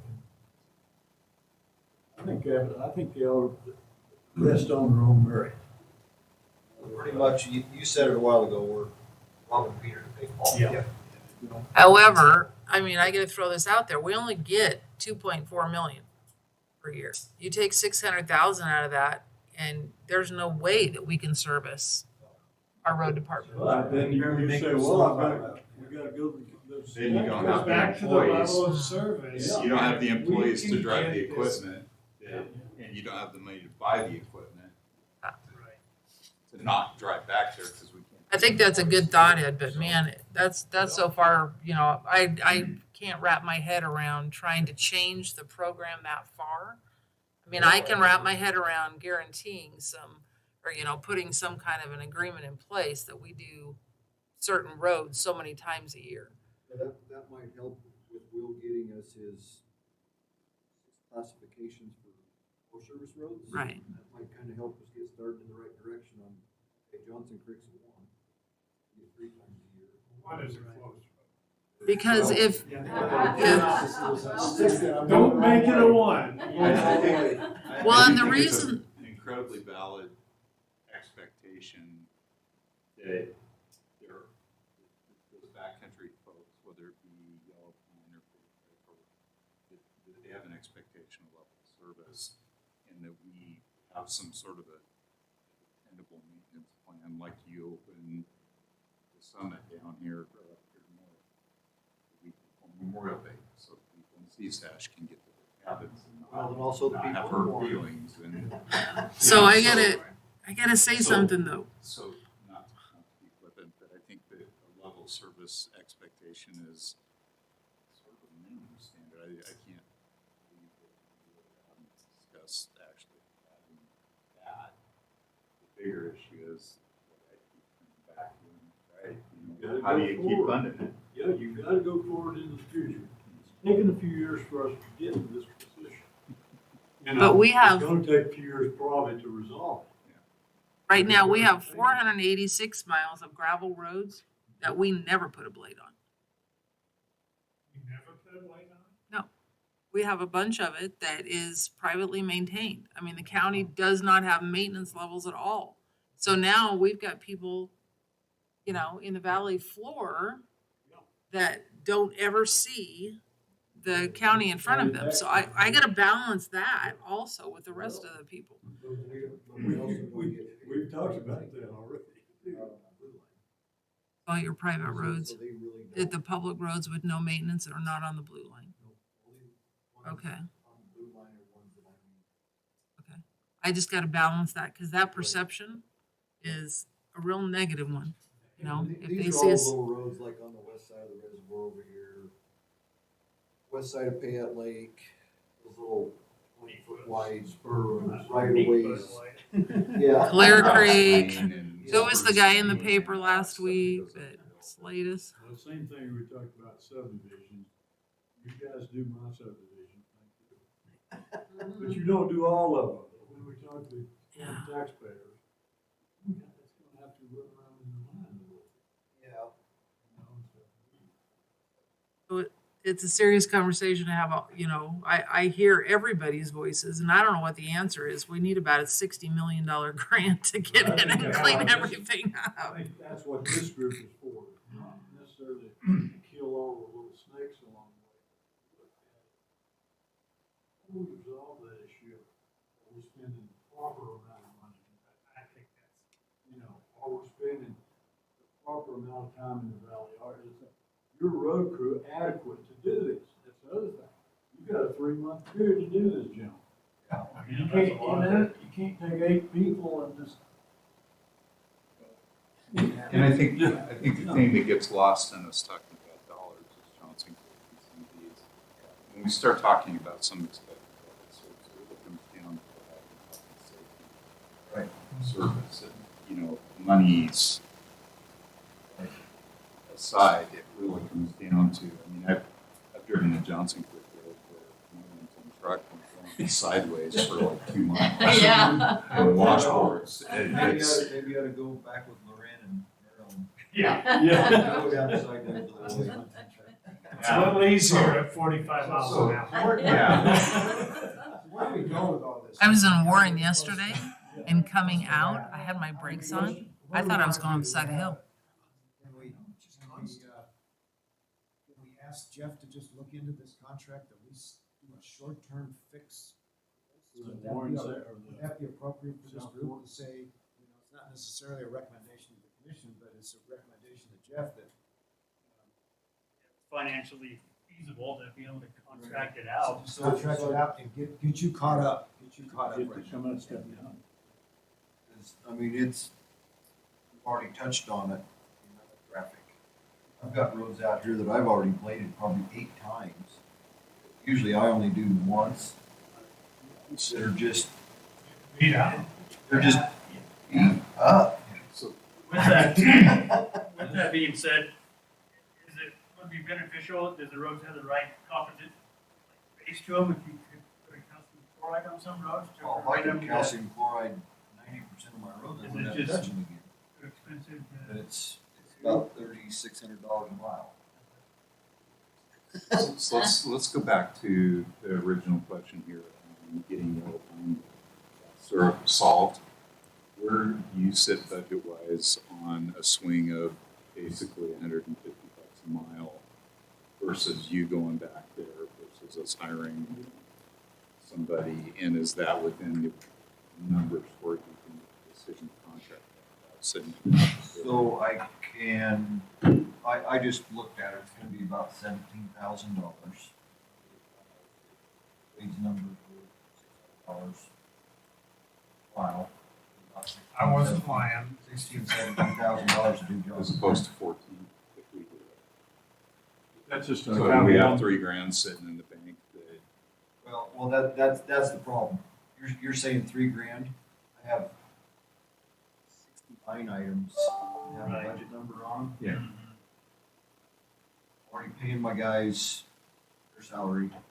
Already paying for the equipment. Already paying for the fuel. Break that out. Move it into another line item. I don't think it can be done. It might be able to, but I have a line item that says rent, lease, heavy equipment. That's my contractors. But if it's in the same line item group, I mean, I get with the commissioners, get with Doug, if we can move some money from the road construction budget. If I have it. As long as I'm under my big number at the very bottom. that's what I was getting at. Yeah, is you this- should have is- flexibility. And, with and that. 2 months ago, when I actually showed up at the meeting, we were Right. well under budget at that point in time. And you were projecting being there, a big number at the bottom. I mean, I could So easily. I'm wondering if we can absorb or transfer money between budget items. We could probably absorb Johnson. We go start on it on this end tomorrow. Well, I don't know if we're gonna get it done before Harmonica Festival. That's the big here push now, right yeah. now. But you're gonna have to do it after Harmonica Festival again, so that might Well, be yeah, where you, That's why I was gonna have my where you guys start on it contract tomorrow, something. Just go as fast as he could down through there. Just knock the tops of the bumps off, pull everything to the center of the road, and just get as much as he can done tomorrow. And You've already got a plan to get it done, so. well, it's gonna have to be done again after you get 3,000 cars going back there. So Yeah. honestly, so, you know, you probably need to maybe talk to Wade and see if he can do it again. With like overtime and stuff, I mean, that's something too. if we don't pay overtime, it all goes comp time, but then I've gotta give my guys time off. And hunting season's coming up. That's so maybe we- another Yeah. issue that we need to deal with, talk about. I mean, every organization, I mean, I'm up there right now and people are good working 7 days a week. Those things are busy and it's time to do. You have the same kind of issue. It's time to do things and you just go, no, guys, were you willing to work this week? Yeah, do you have that flexibility? My comp time, yes, I've gotta keep that to a certain level, You only pay comp time. only comp time. That's something that I feel maybe will. A time and a half, it breaks your budget really fast. Yeah. I know, but, that's what I was saying, this stuff's gonna cost me. It's just simply gonna, we're trying to solve something within this fixed kind of a situation. Not gonna work. That's why that levy thing's probably gonna be a real discussion. So, Mike, I had 4 guys work overtime last year. I'm not sure what the name of the trapper flat fire was last year. Forest Service got a hold of me and asked me if I could blade the road for the fire traffic. It was pretty bad. I asked a couple of my guys, you wanna work Friday, Saturday, Sunday? We all like our weekends. But I had 2 guys go back one day and then the guys couldn't go, so I sent another one in. They went and did it, but the Forest Service paid me to do it. They paid that overtime, yeah. Yeah, They didn't have to call. they paid for it. I like that idea, more and more of this idea of looking pretty hard to contract. The problem is, we can't, one of the reasons we work 4 days a week, summer, in the highway, back roads, you wouldn't wanna try to blade Johnson Creek on Friday or Saturday. You'd get run off the We'll road. be back up tomorrow. Yeah. Well, I would come into one of those graders yesterday and we were going to run him off the road. No. We were backing up.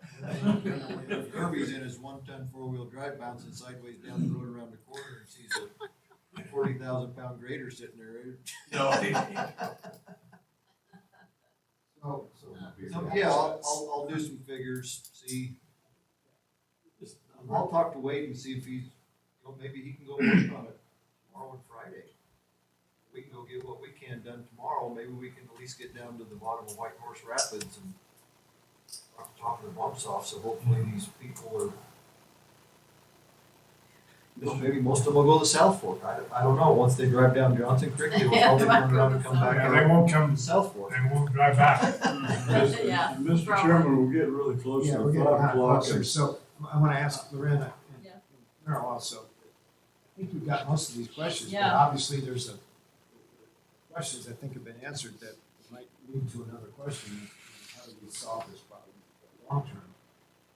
Right now, short term is what That's we're right. talking about, so I'll kind of leave that one alone. But keep looking at the ceiling there because that's where the speaker is. Will, thank you We're very looking much up to you. for being here. Yeah.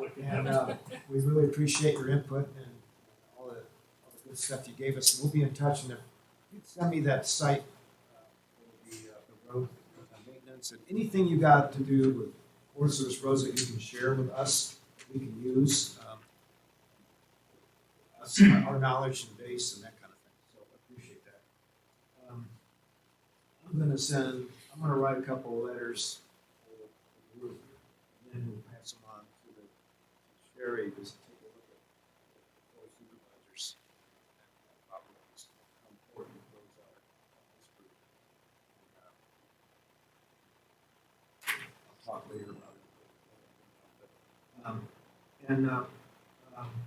I think we need to pursue this OHV fee increase thing on that one. Sandra Mitchell, whoever's got a good contact with her, I don't. Just reach I out know what She to, looks like I don't.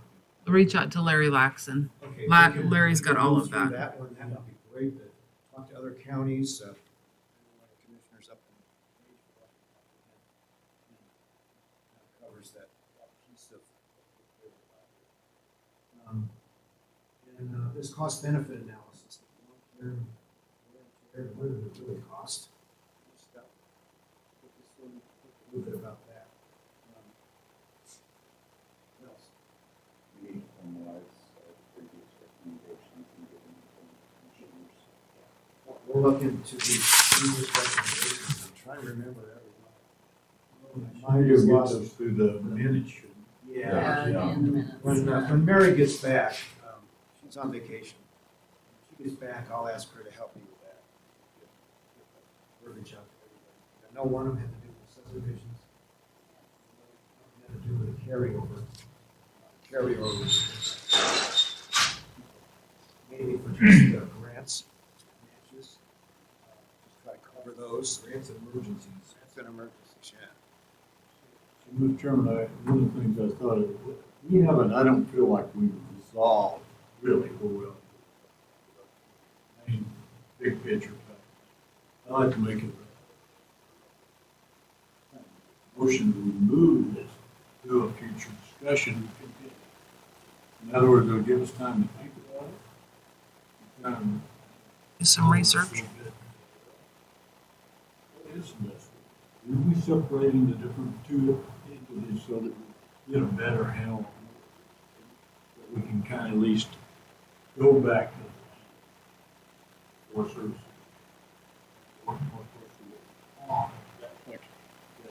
And then separate them. In other words, just things to think about. I think that we ought to table that particular subject to a new debate. And move on with We it. can table it, we've got next month and the following month, I definitely want to talk about snow routes before he gets going there. I'll wait till this is coming down. And, but yeah, let's take, I'm making a motion, we table it to a future date. We got a calendar that we can. I hear a second. All in favor, say aye. So what Who day? seconded? Who seconded that? Kirby did. It's August, September, October, November. We can bring it up next month. Give it a half hour, Yeah, I'll just put it on the whatever, whatever. just so we can talk about. Okay, in other words, we can continue just to kind of try to come up with some sort of a recommendation that's going to address Yeah. this issue. I think if we wait until November, December, Yeah. we're gonna be in the middle of plow season and when. Yeah, that makes Appreciate that. On that issue, do us a favor and to put, think about that level of service that 3 times a year, or and how staff would impact your department making that commitment. Everything's always in play and staffing. And things like that. I think it definitely is implementing that. This is the first year it really hasn't happened. Yeah, it is. It is. It's always happened. Right when the summit opens, right before the fourth, right before the harmonic. If we formalize it, then it happens. We find a way to make it happen, if we formalize it, and if it comes down to saying, okay, we got staffing issues, we have equipment issues, I understand that we can do it, but at least if we formalize it. Then we just. Put one for Merrill and then just put them around the table and then we'll adjourn. What I've been rolling around in my mind is the agreement that exists with the Forest Service. It kind of gets back to what we're talking about. That, I don't know who does the agreement. Do you work with the Forest Service to address the coordination and cooperation needed for, I don't know who does that, but it is a key component to what Ed was just talking about. There's an awful lot of use of those roads in support of Forest Service. And they may not have a budget to support it, or they're not getting funded to support it. If we modify the agreement or adjust the agreement and identify 80% of the use of those roads is publics not associated with the county. It's not to access the communities. It's to recreate on national forest land.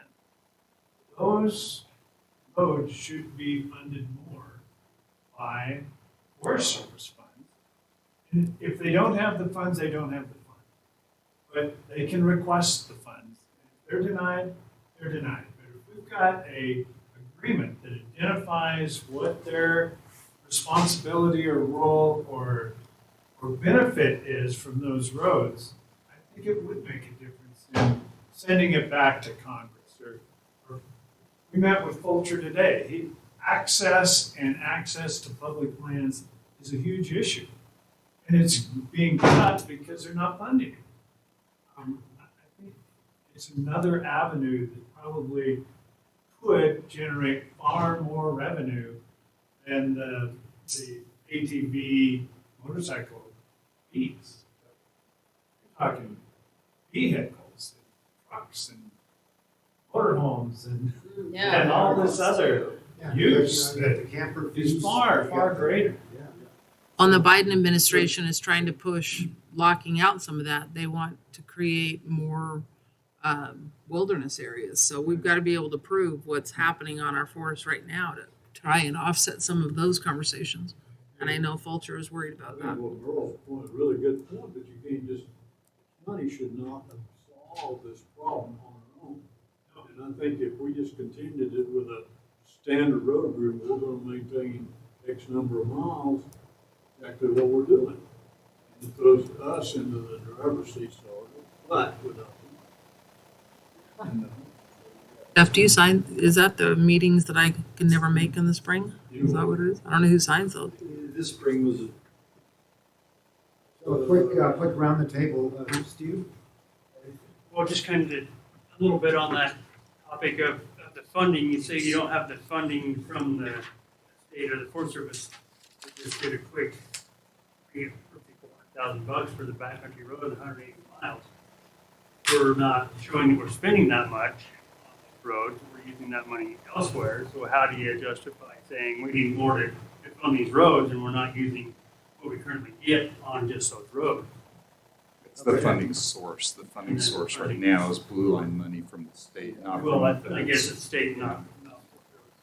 It could be possibly adjusted, and then it might be adjusted in the favor of the valley. I mean, you know, 'cause, Yeah, yeah. just a thought that crossed my mind. And we have some funding changes occurring in the future, right?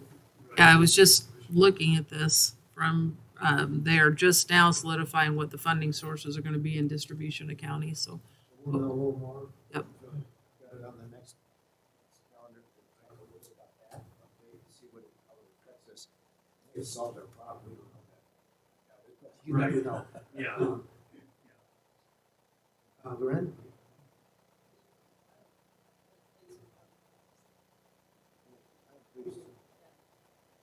So just real quick, so I contracted out the plowing in High Valley this year. Pretty much blew my heavy equipment lease rent deal. Yes, it did cost more, but we came out better side. Wow. Because we didn't have to try to get fuel up there. Got stuck. Call me at 2:00 in the morning, figure it out. Right. If your machine broke down, you better figure out another machine to get in there to plow. We did an awesome job. And, you know, the other guy, he was 80-something when he retired last year. the guy that staged it.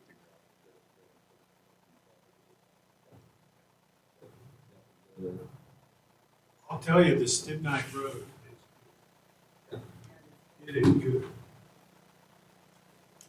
It's the amount of work that you get done. Here, you have a short window of time to work out here, you're spending how many right there? I had 4 miles of road blow up on me this spring, which unanticipated. Right.